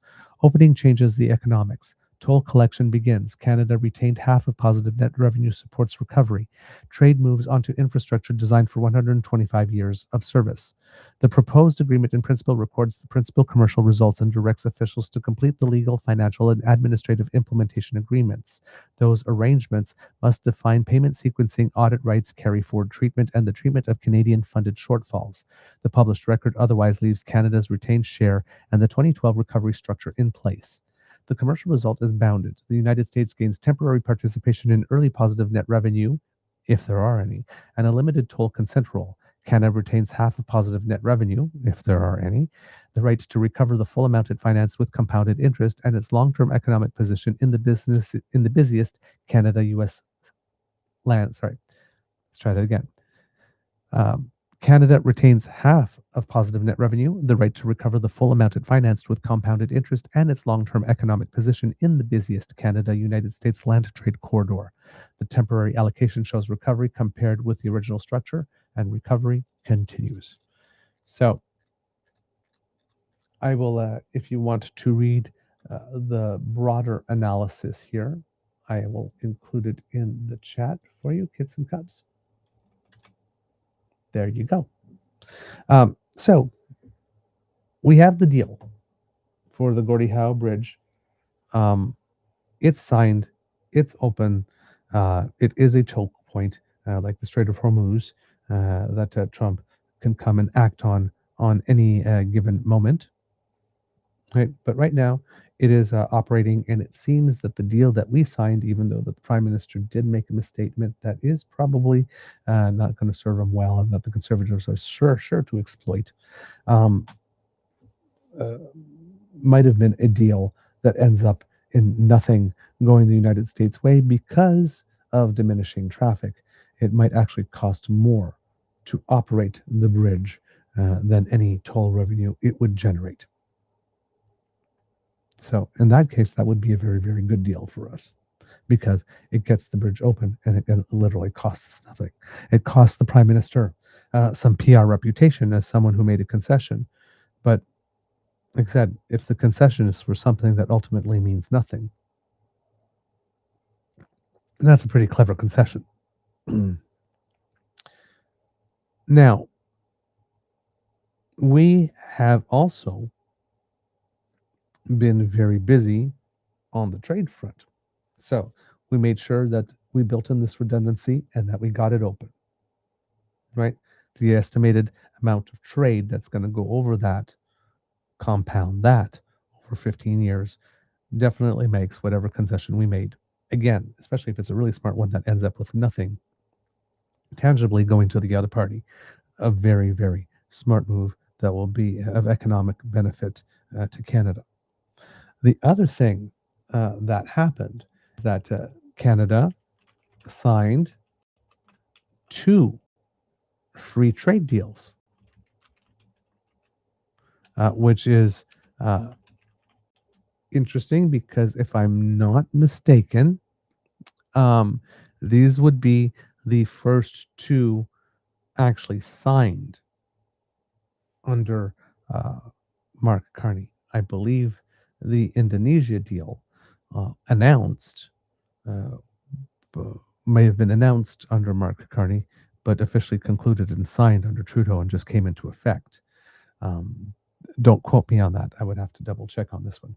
But these ones are definitely his. So when you have Pierre Poilievre again saying, it's nothing. We don't have a deal yet. It's just photo ops. It's just talk. He's been in power for 1 year and he hasn't brought home any deals. We got deals, right? We have the Ambassador Bridge open, and we have a free trade deal with Ecuador. And this was signed July 24th. And this is from the Government of Canada website here. This is the Honorable Maninder Sidhu, Minister of International Trade, and Luis Yaramillo, Ecuador's Minister of Production, Foreign Trade and Investments, have signed the Canada-Ecuador Free Trade Agreement. Today's signing marks an important milestone in Canada's efforts to diversify trade and create new opportunities for Canadian businesses. It also reflects Canada and Ecuador's shared commitment to strengthening their trade and investment relationship and bringing the agreement into force as soon as possible. Ecuador is Canada's 6th largest merchandise trading partner in South America, with two-way merchandise trade reaching $2 billion in 2025, a 2.9% increase from the previous year.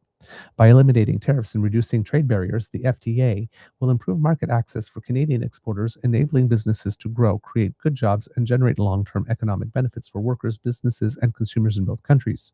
Following the signing of the agreement, Canada and Ecuador will each complete their respective domestic ratification processes. The free trade agreement will enter into force after ratification procedures are complete.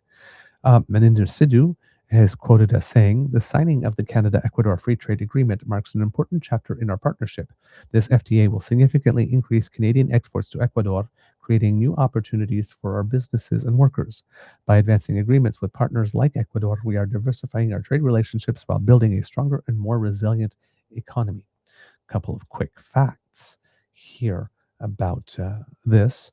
It says that the negotiations were successfully concluded in January 2025. Each country will now proceed with the domestic process required to bring the agreement into force as soon as possible. Canada and Ecuador's complementary bilateral merchandise trade reached $2 billion in 2025. Canada imports cocoa, bananas, shrimp, fresh cut flowers, as well as petroleum oils and precious metals from Ecuador. In turn, Canadian exports to Ecuador include cereals, mineral fuels, oils, edible vegetables, and fertilizers. Once the Canada-Ecuador Free Trade Agreement enters into force, Canada will have trade agreements with all of the countries on the South American Pacific coast. And while Ecuador is not a Mercosur nation, it is, how would you put it, an associate member of the group. So it participates in free trade agreements and regional summits, but is not a full member of the customs union yet. That's customs union with which we are trying to sign a deal that includes Argentina, Brazil, Paraguay, Uruguay, and Bolivia as full members, with Ecuador, Chile, Colombia, and Peru being associate countries. And they recently signed a free trade deal with the EU as well, soon after that Donald Trump came up and was trying to claim that the North American continent is America's playground, and that we are all vassal states. And then Europe and the Mercosur countries said, you keep believing that. We're going to sign a trade deal amongst ourselves. And I think they had been negotiating it for 20 or 25 years and finally came through. We too have been negotiating for quite a while, and it's probably going to come through relatively soon. So, for some additional background information with Ecuador, it says in 2025, bilateral merchandise trade between Canada and Ecuador reached its highest level. Ecuador is Canada's sixth largest merchandise trading partner in South America and 45th overall. Commercial relations between Canada and Ecuador are complementary, especially with respect to the majority of trade of agricultural products, including tropical fruits, flowers, cocoa, seafood to Canada, and wheat, lentils, and peas to Ecuador. In 2002, the double taxation treaty signed between Canada and Ecuador took effect. Sectors that the Trade Commission Service, or TCS, had identified as priorities, that is, where Canadian capabilities and interest match local opportunities and demand, are agriculture, clean technology, education, extractives, and infrastructure. Canadian direct investment in Ecuador at $5 billion in 2025 has tripled in the last 5 years, making Canada one of the largest foreign investors in Ecuador, largely due to investments in the natural resource development sector. And then it says here that in November 2022, Canada and Ecuador announced the launch of exploratory discussions towards the potential Canada-Ecuador free trade agreement. And 4 years later, we are there. So when you have the Conservatives going, how come they couldn't get it done in just 6 months? It took 4 years to do it with Ecuador, right? Some things take time. The Government of Canada held public consultations from January 6 to February 21st, 2023, where Canadians were invited to submit their views on a potential Canada-Ecuador free trade agreement. Canadians were also invited to share their views on potential environmental and gender or inclusivity-related risks associated with a Canada-Ecuador free trade agreement in Canada and beyond. So there you go. The FTA negotiations were launched in earnest in April 2024. Substantive negotiations concluded in January 2025. After 6 rounds, the Honorable Mary Ng issued a news release on February 4th, 2025 to announce the conclusion of negotiations between Canada and Ecuador. And then it says in May 2025, while in Quito for President Noboa's inauguration, the Honorable Meninder Sidhu, Minister of International Trade, signed a joint statement with Ecuador celebrating the conclusion of negotiations. The FTA text was finalized by both countries in mid-2026. And then, in addition, it says Ecuador joined the Global Trade and Gender Arrangement, the GTAGA, on May 15, 2023, as a means to work closely with Canada, Chile, Colombia, Mexico, New Zealand, and Peru to promote gender-responsive trade policies and advance gender equality and women's economic empowerment. Ecuador joined the Inclusive Trade Action Group, or the ITAG, on May 15th, 2023, in order to work together with ITAG partners Canada, Chile, Mexico, and New Zealand to help make international trade policies more inclusive in order to ensure that the benefits of trade and investment are more broadly shared. So there you have it, kits and cubs. Now, that is not the only deal we've signed. We've signed another one, and this one clearly is more substantive. And it is with the United Arab Emirates. And this one is interesting in that it was one of the first places that the prime minister went. Well, maybe not one of the first places, but it's someplace. I can't remember when he was there specifically because he's done so many trade trips. But it was one of the first places when we talked about the prime minister choosing things in priorities, right? Going to nations with high populations, and then going to nations with very large sovereign wealth funds.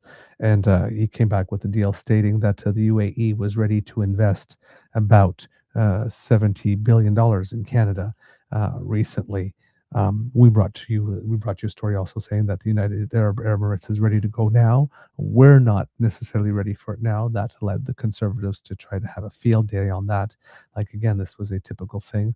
But as we brought to you on the show, nobody on either side appears to be particularly panicked. And clearly, this would be a confirmation of this. So according to James Bradshaw, who's the institutional investing reporter for the Globe and Mail, the United Arab Emirates expects to announce investments in Canada's energy sector very soon, its foreign trade minister said Friday at a signing ceremony marking the conclusion of negotiations on a free trade deal between the two countries.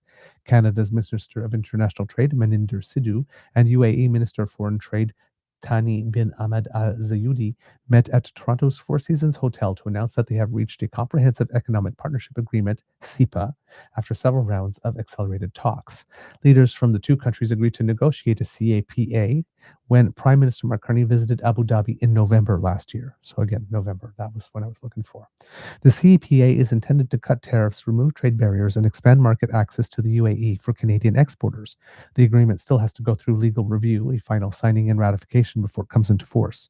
Canada's expanding relationship with the UAE is an early litmus test for Mr. Carney's attempts to attract more foreign investment and to expand trade relationships abroad to reduce reliance on the United States. In November, Mr. Carney secured a pledge from the UAE to invest $70 billion in Canada. That has yet to happen as officials from the Gulf state look for shovel-ready projects, but many of Canada's proposed initiatives have not yet advanced that far, and Ottawa is trying to speed up the timelines to approve infrastructure and energy projects. Quote, our investment agreement gives investors the certainty they need to write those checks, Mr. Sidhu said. The war in Iran, which has spilled out into the wider Gulf region, delayed the start of Canada's free trade talks with the UAE, but Mr. Sidhu and Dr. Al-Zayudi each emphasized how fast the negotiations have progressed since then, taking 47 days to complete. Mr. Carney and UAE President Sheikh Mohammed bin Zayed Al Nahyan previously signed a Foreign Investment Promotion and Protection Agreement, or a FIPA, which is often a precursor to a full-fledged trade agreement when Mr. Carney visited last year. On Friday, Dr. Al-Zayudi told reporters that there has been, quote, very positive progress and negotiation and discussion about the potential projects that could attract investment from the UAE's largest sovereign wealth funds. The state-owned oil company ADNOC, the Abu Dhabi National Oil Company, has led some of those discussions. The talks are, quote, going very well, and we're expecting some announcement very soon to come out from the energy sector, he said. Mr. Sidhu said Dr. El Zayudi has said that representatives from, quote, a majority of the UAE's sovereign wealth funds will attend, quote, the Canada Investment Summit, a two-day meeting of senior business leaders scheduled for mid-September in Toronto, that the federal government will co-host with major Canadian pension funds. The leaders of UAE's investment funds want to seize those opportunities, but as you know, billion-dollar deals don't happen over one handshake, Mr. Sidhu said. Dr. El Zayudi said, quote, the discussions are moving and we're going to announce it at the right time. He added that the September Investment Summit, quote, is going to be another platform where we're going to announce some of those partnerships. Examples of the discussions Dr. El Zayudi cited as underway include global logistics giant DP World Limited exploring new investments and advanced conversations taking place about minerals. Following Friday's announcement, officials gathered for a roundtable meeting hosted by the Canada-UAE Business Council in a hotel ballroom next door. The council is co-chaired by former Quebec Premier Jean Charest and ADNOC's Chief Executive Officer of Upstream, Moussabe El Kaabi. The business delegation attending the meeting included Canadian companies such as National Bank of Canada, which sponsored the gathering and opened an office in Abu Dhabi earlier this year. Mr. Carney's government has set goals to double non-US exports within a decade, expanding annual sales overseas by $300 billion, and is aiming to draw $500 billion of new private sector investments to Canada over 5 years. So that was the Globe and Mail's take on the deal signed with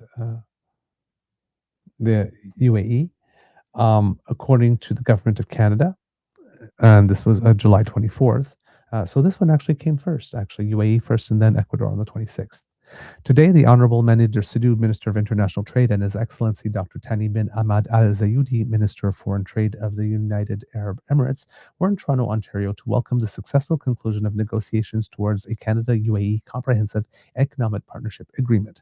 Negotiations towards the agreement were launched during Prime Minister Mark Carney's visit to the UAE in November 2025, and their conclusion marks an important milestone in the growing partnership between the two countries.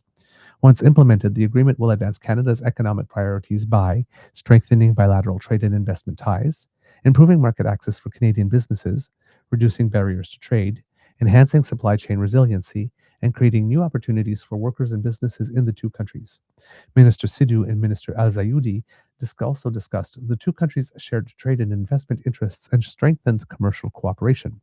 Minister Sidhu noted that Canada is diversifying its trade worldwide, and he promoted Canada as a trusted commercial and investment partner and supporter of increased global market access.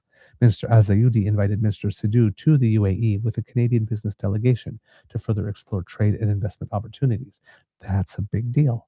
While in Toronto, Minister Sidhu attended a roundtable discussion hosted by the Canada-UAE Business Council. There he met with members of the UAE business delegation and Canadian industry leaders and investors. The minister reaffirmed Canada's support for Canadian companies looking to grow their presence in the UAE and for UAE businesses seeking investments in Canada. Minister Sidhu said he looks forward to welcoming Canadian and UAE investors in September at the Canada Investment Summit in Toronto, where they'll connect and advance investment opportunities. The conclusion of Canada-UAE CEPA negotiations, one of the fastest agreement negotiations that Canada has ever completed, showcases Canada's commitment to strengthening its relationship with the UAE and its trade diversification. So there you have it. It says here that in 2025, Canada-UAE merchandise trade was valued at $3.5 billion, and that merchandise exports to the UAE rose nearly 10% year over year, following a 24% rise between 2023 and 2024, indicating a sustained upward trend in trade activity. Commercial services trade is an important element of the trade relationship, with bilateral commercial services trade valued at $445 million in 2024. And to get another perspective on this, kits and cubs, this is from Gulf News out of Dubai, I believe, by Huda Atta. The UAE and Canada have announced the successful conclusion of negotiations for a comprehensive economic partnership agreement, reflecting the strength and depth of their growing bilateral economic relationship. Dr. Thani bin Ahmed Al Zayudi, UAE Minister of Foreign Trade, and Maninder Sidhu, Canadian Minister of International Trade, announced the successful conclusion on Al Zayudi's visit to Canada, where he led a delegation of Emirati officials and business leaders. The conclusion of negotiations represents the fastest achievement within the UAE's CEPA program since its launch in September 2021, a testament to the shared ambition and political will on both sides to elevate the bilateral relationship to new heights of economic investment cooperation. The CEPA is set to enhance the already significant bilateral trade, which reached approximately $4.2 billion US in 2025, reflecting growth of 21% compared to the previous year. And that's an important data point, right? So in 2025, there was a 21% growth in the amount of investment from the UAE into Canada. The UAE says it has about $70 billion more that could be invested. And we're telling them like this, okay, but you need to hold your horses a little bit because we don't have stuff. Trade already increased by 21%. So obviously we're cranking it out as fast as we can. We have the Conservatives going, "Ah, you didn't get it done." This- It adds a lot of context. It adds a whole lot of context when you say, "Hey, you know, if trade is growing at 21%, that can't happen every year, right? Uh, things need to breathe, need to grow for a little bit for there to be some opportunities. So clearly, this is not a country that thinks that we are a bad investment or we're a bad bet, as conservatives would like you to believe by just taking that one little moment in time and then lifting it up and weaving a narrative around it. If you place it into a broader context, right, you're seeing that uh, the fact that we are not ready now is merely a speed bump or a blip in the relationship of trade with the UAE that is very positive and growing at a pretty good clip. By fostering collaboration in key sectors such as aerospace, agri-food, and seafood, the CEPA is projected to facilitate billions of dollars in trade flows into major projects including ports, mines, LNG facilities, data centers, and critical minerals. Dr. Tani bin Ahmed Al Zayudi said, quote, "The successful conclusion of CEPA negotiations between the UAE and Canada reflects the depth of the strategic relationship between our two nations and our shared desire to build a stronger, more resilient, and more sustainable economic partnership. It also underscores the UAE's capacity to translate high level political commitment into tangible economic outcomes that support mutual growth and long term prosperity. Through this agreement, we are opening new horizons for the business communities of both countries, expanding investment and collaboration opportunities across priority sectors, including clean energy, advanced technology, data centers, agri food, aviation, and critical minerals, sectors where our two economies are genuinely complementary and where the potential for a long term mutually beneficial partnership is considerable. The CEPA complements the existing UAE Canada Foreign Investment Promotion and Protection Agreement, or the FIPA, which has already facilitated long term partnerships between Canadian and UAE industries, attracting capital to major projects and creating jobs. This new agreement aims to further enhance these ties and support the private sectors in rapidly expanding their collaborative efforts. For his part, Maninder Sidhu said, quote, "The conclusion of negotiations on a CEPA with the UAE, which began last month, is the fastest negotiation ever completed by Canada, marking an important milestone in the growing relationship between our countries. This agreement will unlock opportunities for Canadian businesses to utilize the UAE as a regional commercial hub to grow exports while encouraging investment from the UAE in projects that support our long term economic goals. The Canada UAE CEPA reflects the strength of our partnership that will deliver lasting benefits for businesses, workers, and communities in both countries. The UAE's CEPA program is a cornerstone of its foreign trade strategy and has successfully secured agreements with 38 countries since its launch in September 2021. By fostering greater access to global markets and increasing trade and investment flows with high growth economies, the UAE is making significant strides towards its goal of doubling the size of its economy to over US 800 billion by 2031, having already achieved US 1 trillion in total trade value, a full 6 years ahead of target. So there you have it, kids and cubs. Uh, some substantive deals with two nations, one with whom we have a longer history, Ecuador, one with whom our history is a little more recent, but relatively positive. I've never not heard too much out there over the years about tensions between Canada and the UAE in our negotiations and things of the like. So a lot to look forward to. It will be interesting to see, of course, how the conservatives respond to this because they have been begging for there to be deals signed as much as possible. And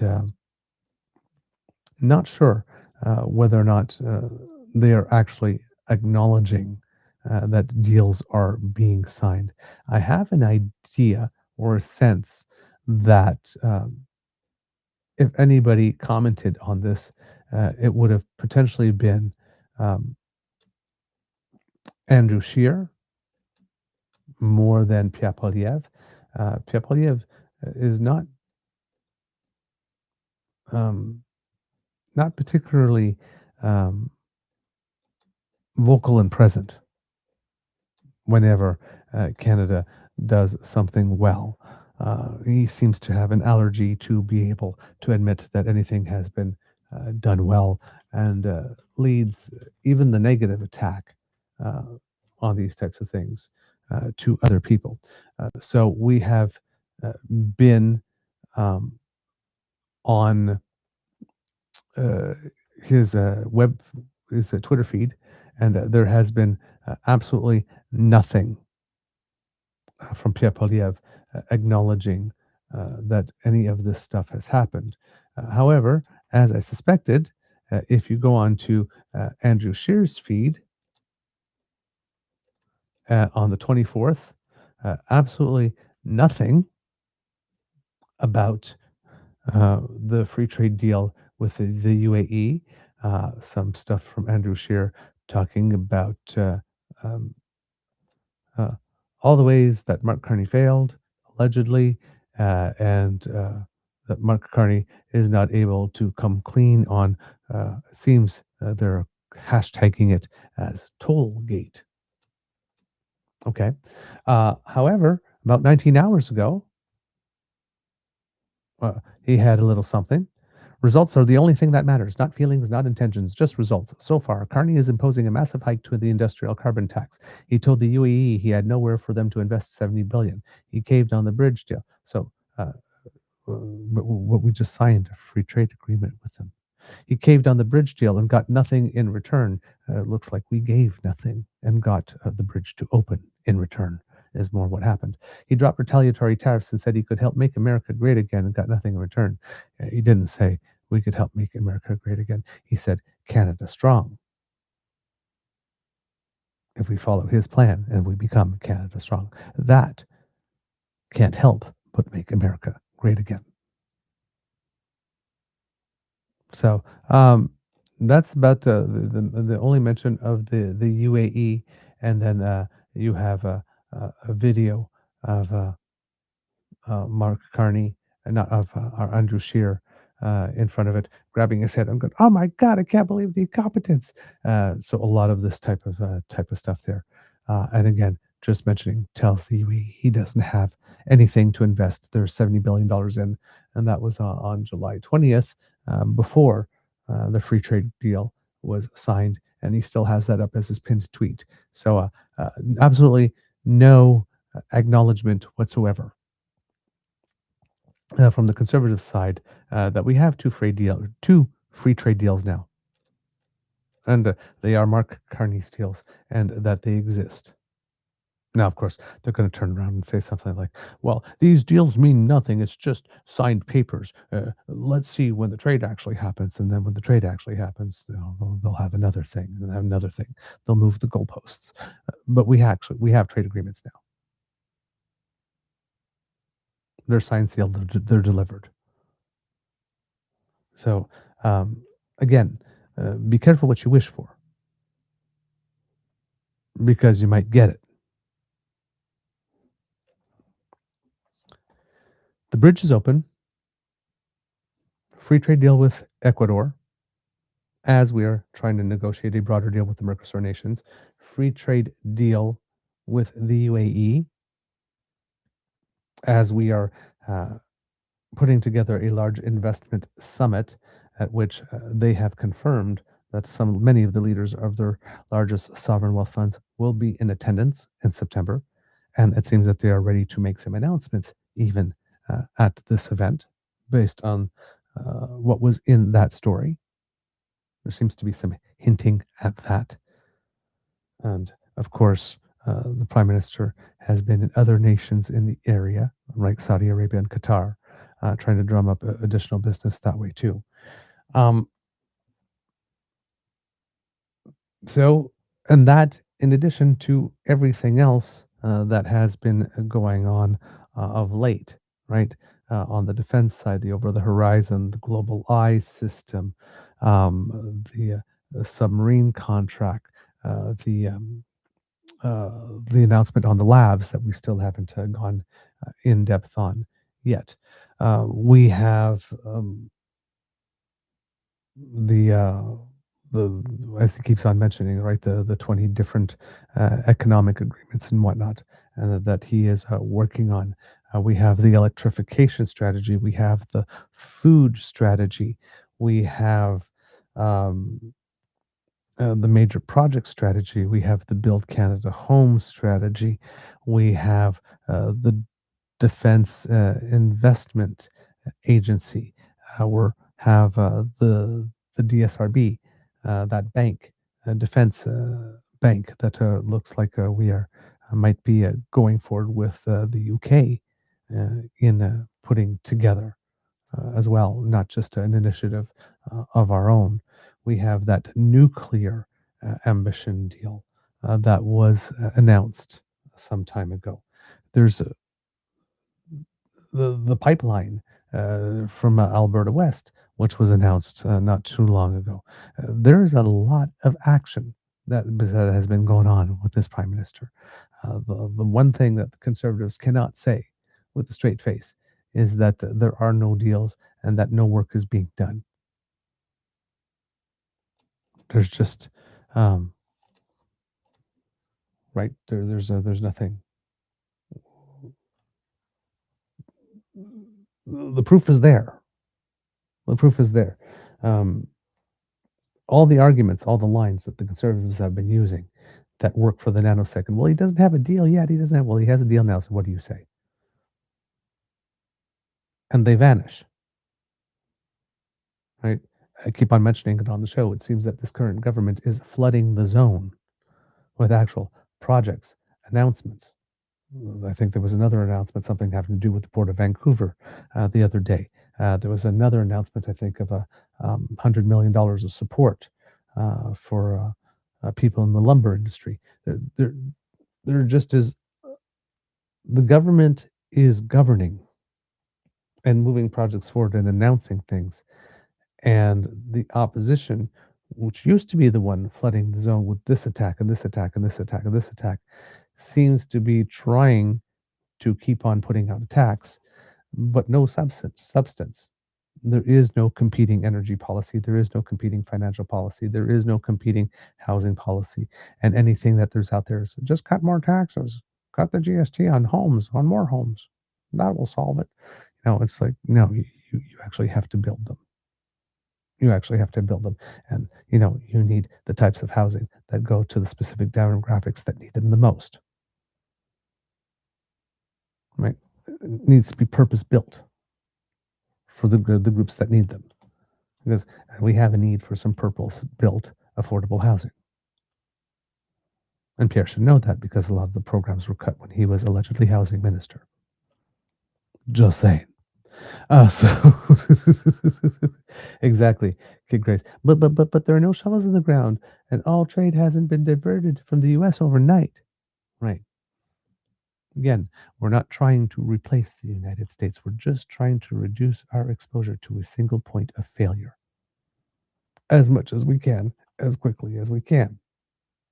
Exactly. Kid Linda, announcement yesterday about housing in Northwest Territories as well. Indeed. Indeed. Absolutely. I saw that as well. So there is activity going on. The foundations are being built. We can see the plan being put into action. Right? That investment summit in September is going to be a very big deal with probably lots of announceables. Right? And we just keep moving forward. Right? Another piece of news out there seems that the Alto high speed rail, it's looking more and more like there will be a stop added in Kingston. That's another project that's moving forward. We heard everything from the Premier's meeting, all that help to try to make New Brunswick an energy hub, the cables going from New Brunswick to Prince Edward Island. Right? There are lots of things at the moment being considered, lots of things that are being acted on. We are seeing some things happen quickly. Like I said, that deal with the UAE, the fastest such deal that the UAE has ever negotiated or Canada has ever negotiated. That submarine deal that seems to have gone down in record time. Right? when the Prime Minister said build things, at speeds never seen before, we are starting to see some of these examples, right? At least of these processes getting from one end to another, where they start being actionable much more quickly than we are used to seeing. So, uh, just as we say, the Prime Minister might want to be careful what he's wishing for if he is trying to take out Polyev earlier. Might have just decided that, just having him around is just too toxic, right? A yippee chihuahua is a little distracting. Maybe we could do better with someone else.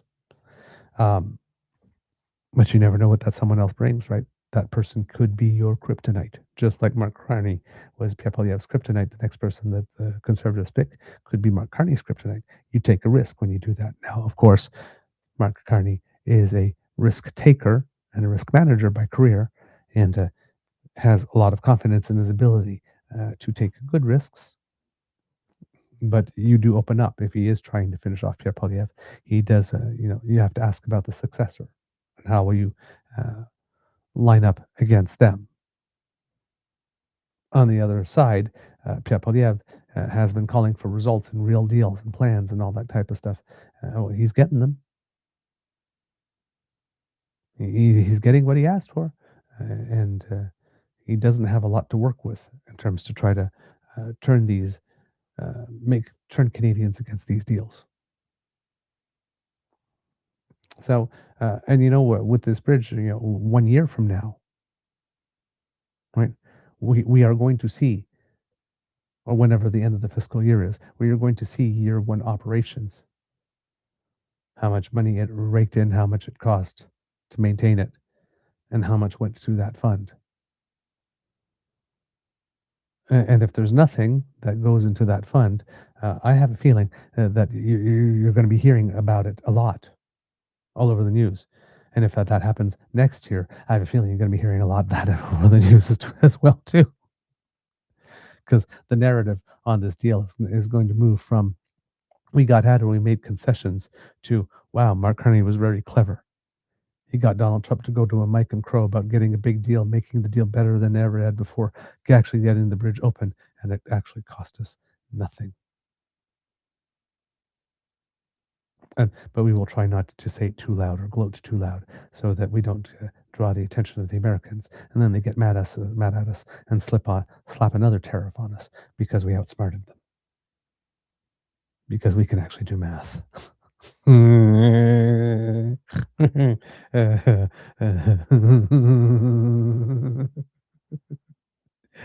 Kid Sassy here. I feel there's a plan in the works amongst the more logical and savvy politicians who dislike conservatives control the Conservative Party. Yes, there is. There is. Absolutely. Like I said, these by-elections, said if Pierre Poilievre loses the seat, it could be just the thing that they need, right? You need something to hook it on, something timely, something that everybody's going to be talking about, like, for 3, 4, 5 days, maybe even a week. Like when they lost those 3 by-elections and went to the Liberals, and all of a sudden there was a majority, right? We talked about that for a while. It needs to be an event like that. If the Conservatives lose the seat in Chicoutimi-Lafiore, that could be an event like that. If they lose it to the Bloc Québécois, it will be bad enough. I'm not sure if that would be enough to push Poilievre out. But if they lose it to the Liberals, by the time that happens, right, Operation Keep Pierre Talking, it's not really working for him. And the more we get to know him, the more we get to loathe him. And by the time August 31st comes along, there could be a lot of people wanting to push him out. Could be a lot of people wanting to push him out. I'm sure that if I don't know if Aaron O'Toole might be too gentlemanly to do it, but I know that Jason Kenney isn't, and he's going to have a grand old time pulling the daggers out from his back and plunging him right back into the back of the faction that did him in. He's really gonna love that. Right. especially if the speculation about Mr. Kenny being rainbow is true. And the only reason I'm mentioning that particular rumor, is not to try to shame him or out him or whatnot, but if that's true, I am well placed to know what uh, a rainbow gentleman who has been done wrong, how petty they can get, and how much joy they can take in giving back as good as they got. Don't ask me how I know.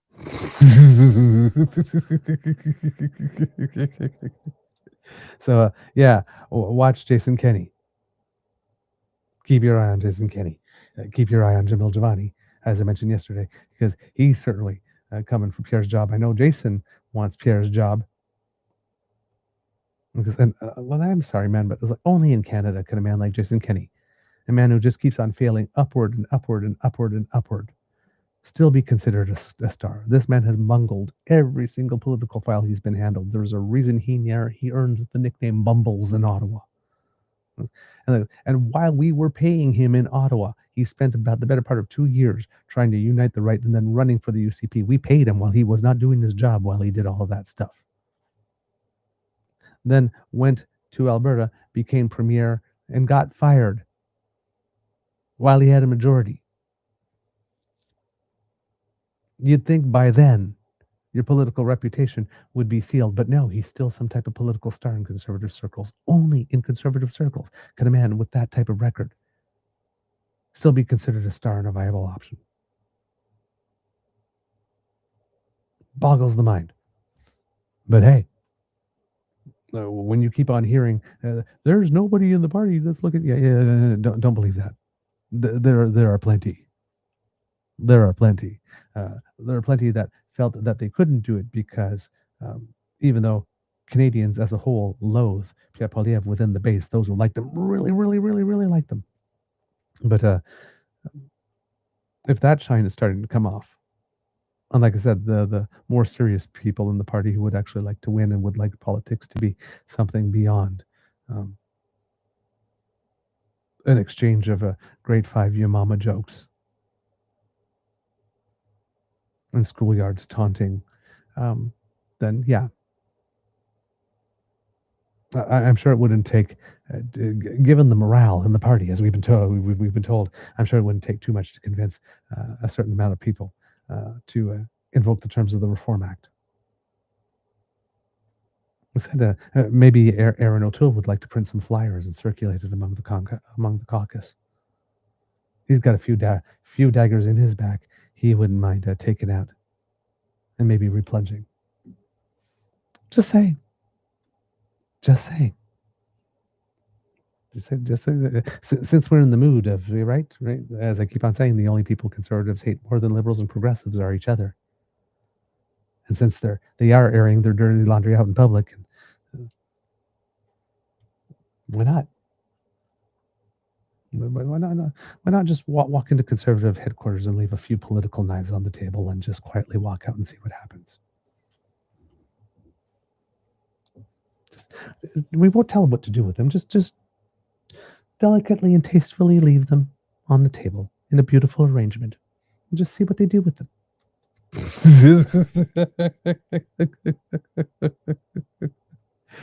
Oh man, I know. Petty is such a beautiful color on me.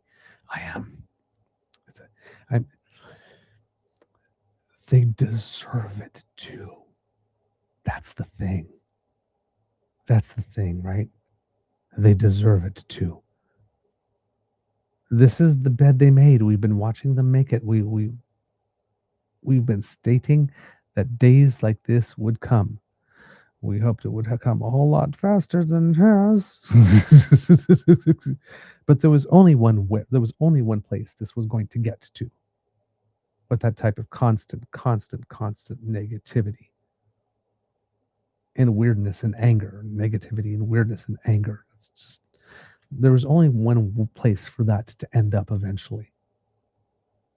And we're starting to get there. The only thing is going to be how loyal are the Poilievre loyalists. And again, How deep into the floorboards is he willing to put those nails? Grab your popcorn. It's going to be a fun show.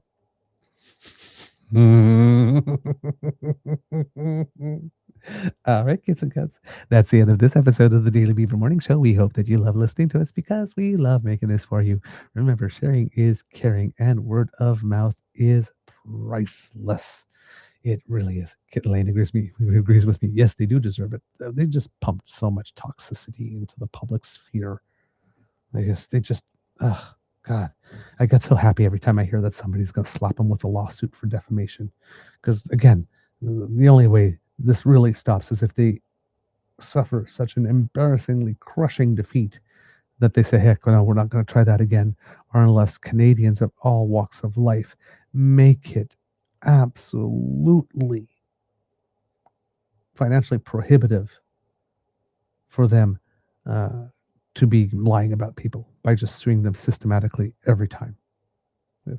Listen, let's put it this way, right? You know things are bad in the land when even you have Conrad Black publishing in the National Post, Canada must not accept disrespect from the Americans.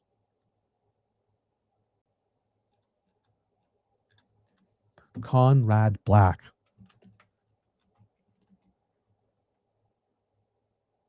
Okay?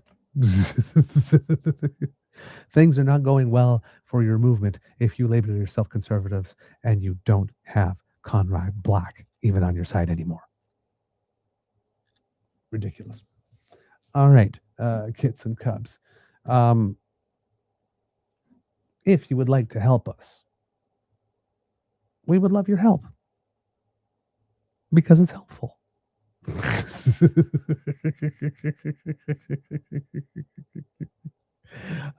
And you can help us, kids and cubs, by scanning this QR code, which will bring us to our YouTube page. And you can click on our buttons like, share, and subscribe. You can click on our notification bell and select all so that you know when we have some new content. And if you are not watching this live and you are watching it on a tablet or on a phone, fewer than 7 days after the live broadcast, if you could please swipe left on the comment box and grant us some hype points if you have not already done that 3 times this week. Of course, that is. We would be grateful to get those because they help us be seen by a wider swath of people. And that makes it such that our audience can keep growing. And things have been improving from the days in mid-April when we were being throttled relatively hard. In fact, the odd show has been getting close to our former levels that we have been getting in terms of viewership. Not all of them, however, but the odd show has been getting back up there. Yesterday's show did very, very, very well within the first 24 hours, especially overall, based on everything that we do. I said do again. Darn it, I gotta stop doing that. Based on everything that we usually put out, but particularly given what's been happening since April 15th. So fingers crossed, maybe our new ways of doing things have been working, and I've been thanking you, and I will always thank you for your patience as we were trying to figure that part out. So please scan that QR code. It will bring you to our YouTube page. Again, do all of those things, and that will help us and help people find us. The other way you can help kits and cubs is if you scan this QR code, which will bring you to our tip jar on our coffee page. If you like what we do and you would like us to encourage us to do more, please scan that QR code and go to ko-fi.com/eagerbeaver. Sorry, is that right? ko-fi.com/eagerbeaver. Yes, all in one word. And there you will find our tip jar. We affectionately call it the Emergency Hydration Fund. And you can leave a one-time or a recurring tip if you would like, and you get to control when it stops to help us out with internet fees and subscription fees and software fees and all that kind of stuff, costs that we incur to be able to bring this show to you at least 5 days a week, most of the time when I don't take a day off. for an activity or home renovations or something like that, or to go get my choppers cleaned.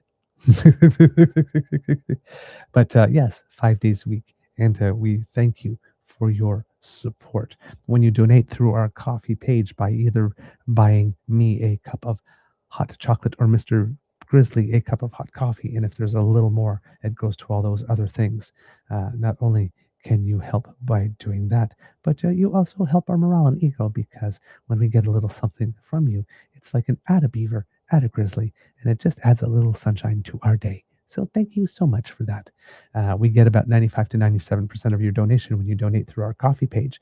We also have stickers, super chats, and memberships on our YouTube page, where we get about 70%. And if you are doing the boycott the United States thing and don't want to help the CE Tech Bros, you go to truenortheagerbeaver@gmail.com, which is our email address, and you go to your bank and you enter that email and you send us a bank transfer.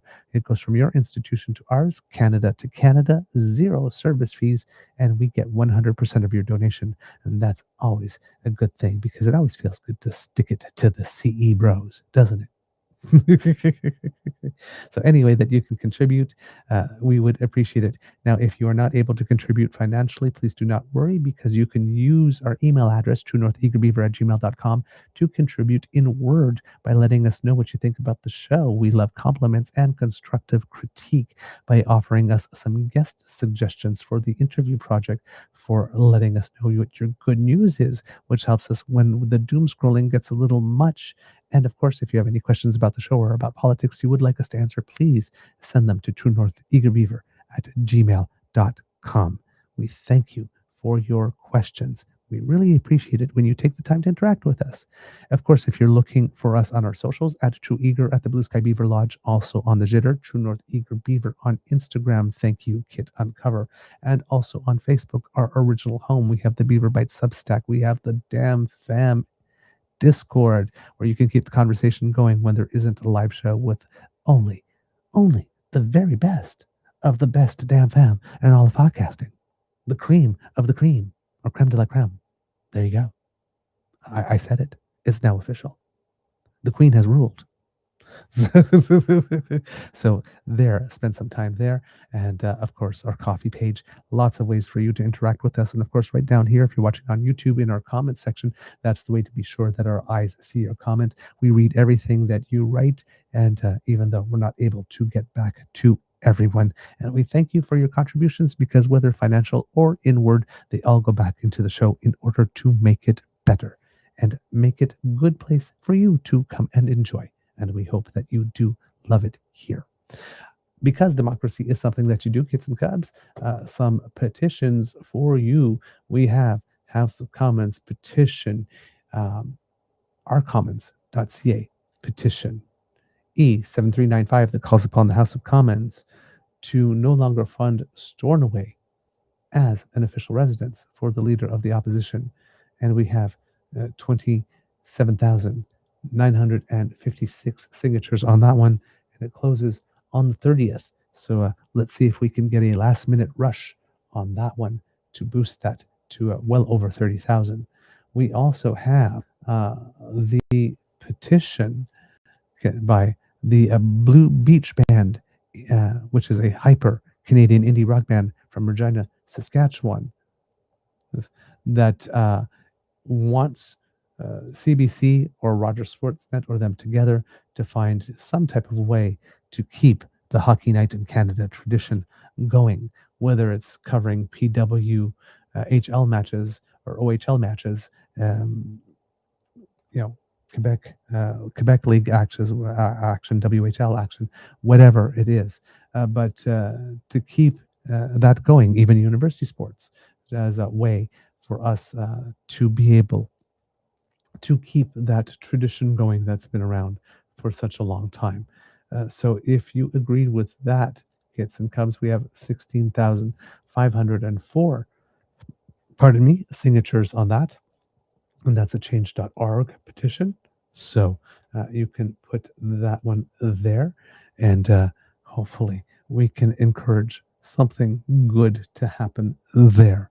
Finally, Kids and Cubs, we have the Manitoba flood appeal by the Canadian Red Cross, where you can help our brothers and sisters in Manitoba who have been going through quite a lot. If you would like to help, all you need to do is go to the webpage give.redcross.ca/page/26 MBFLA. That's MBFLA for Manitoba Flood Appeal. Again, give.redcross.ca/page/26 MBFLA. You can also, kids and cubs, donate by phone or donate by email if that is something that you would like to do.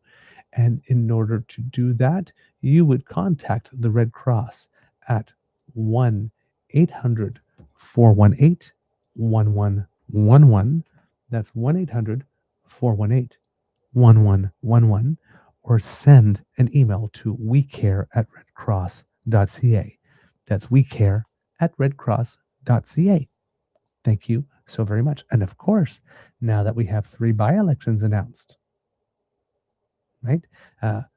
Got to get out there, find out about your candidates, and if you can, volunteer at your local polling station or volunteer to help your candidate of choice win.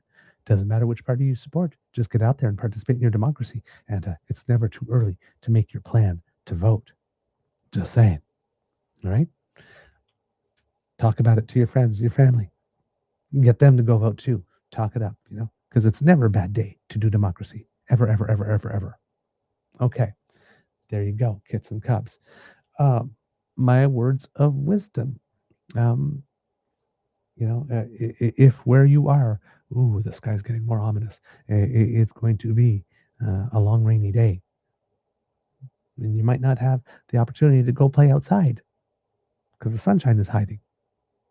Remember, sunshine is always in your heart. I know it sounds cheeky, cheesy, but it is. Sunshine is always in your heart. So find your inner Care Bear and let it out. That's my words of wisdom today. Kids and cubs, it could be a tough world out there, so please be kind to and gentle with yourself. And at the count of 3, can I please have you say, Mr. Beaver, please cue the cock on 1, 2, 3. Ooh, so melodious. I love it. All right. Well, since you asked so nicely, here's a little cock-a-doodle-doo just for you. And we'll be back with some Canadians who make us proud because we had one heck of a day at the Commonwealth Games yesterday. All right. Here you go. You are listening to a True North Eager Beaver Media Incorporated podcast. The True North Eager Beaver podcasts are proudly brought to you by our founding sponsors, the Misfit Mysteries from Corvid Moon Publishing, your source for science fiction, fantasy, and cozy mysteries featuring a broad diversity of characters, CanadianTarot.com, their uniquely Canadian online eclectic tarot community, and the Peppermaster, hot pepper sauces made from farm-fresh ingredients to thrill your taste buds and expand your mind. We are grateful to the Crier Media Network for its support, Pete Jarvis for our artwork, and Paul Joseph Something for our opening and closing sequence music.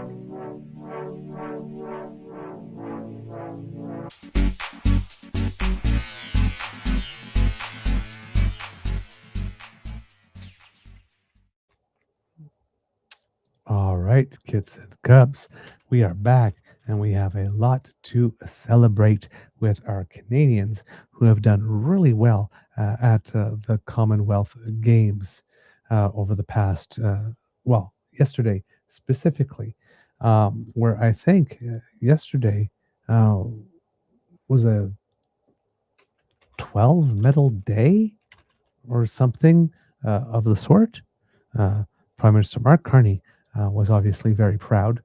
Says a proud day for Canada at the Commonwealth Games, 4 gold, 5 silver, and 3 bronze. Our athletes are showing up in a big way in Glasgow. I did, yes, and indeed. So let's see here. According to the Canadian press, Leah Monica Fontaine, Jordan Carroll, and Felix Dolce captured gold as Canadian gymnasts racked up 6 medals at the Commonwealth Games on Monday. Fontaine scored 14 in the women's vault to beat England's Abigail Martin, 13.799, and Wales' Abigail Roper, 13.433. The 16-year-old from Salaberry de Valleyfield, Quebec, earned her 3rd medal of the Games after taking bronze in the all-around final and helping Canada claim silver in the women's team event. Carroll, a 20-year-old from Saskatoon, won the men's pommel horse title with a score of 15 to edge Scotland's Ruben Ward at 14.966 and Cameron Lynn at 13.833. We posted the routine on our Facebook page. It was absolutely phenomenal what this young man can do. So incredibly smooth, and it was like somebody crazy glued his legs together when they needed to be together. An absolutely fantastic routine. And then Felix Dolce capped the day with a gold medal in the men's ring final for his 3rd medal of the Games. The 24-year-old scored 13.766 to edge fellow Laval, Quebec native William Aymar at 13.60, as Canada finished 1-2 on the podium. Australia's James Hardy took bronze with 13.5. Canadian veteran Ellie Black of Halifax added silver in the women's uneven bars one day after winning her 2nd career Commonwealth Games all-around title. Renée Cournoyer of Repentigny, Quebec also earned silver in the men's floor exercise. Elsewhere, weightlifter Rebecca Groux of Saint-Bruno de Montarville, Quebec won bronze in the women's 53-kilometer event. So that is 7 of the 12 medals that we got yesterday. That is, we won so many medals that it couldn't even be covered in one story. They had to choose. They had to choose.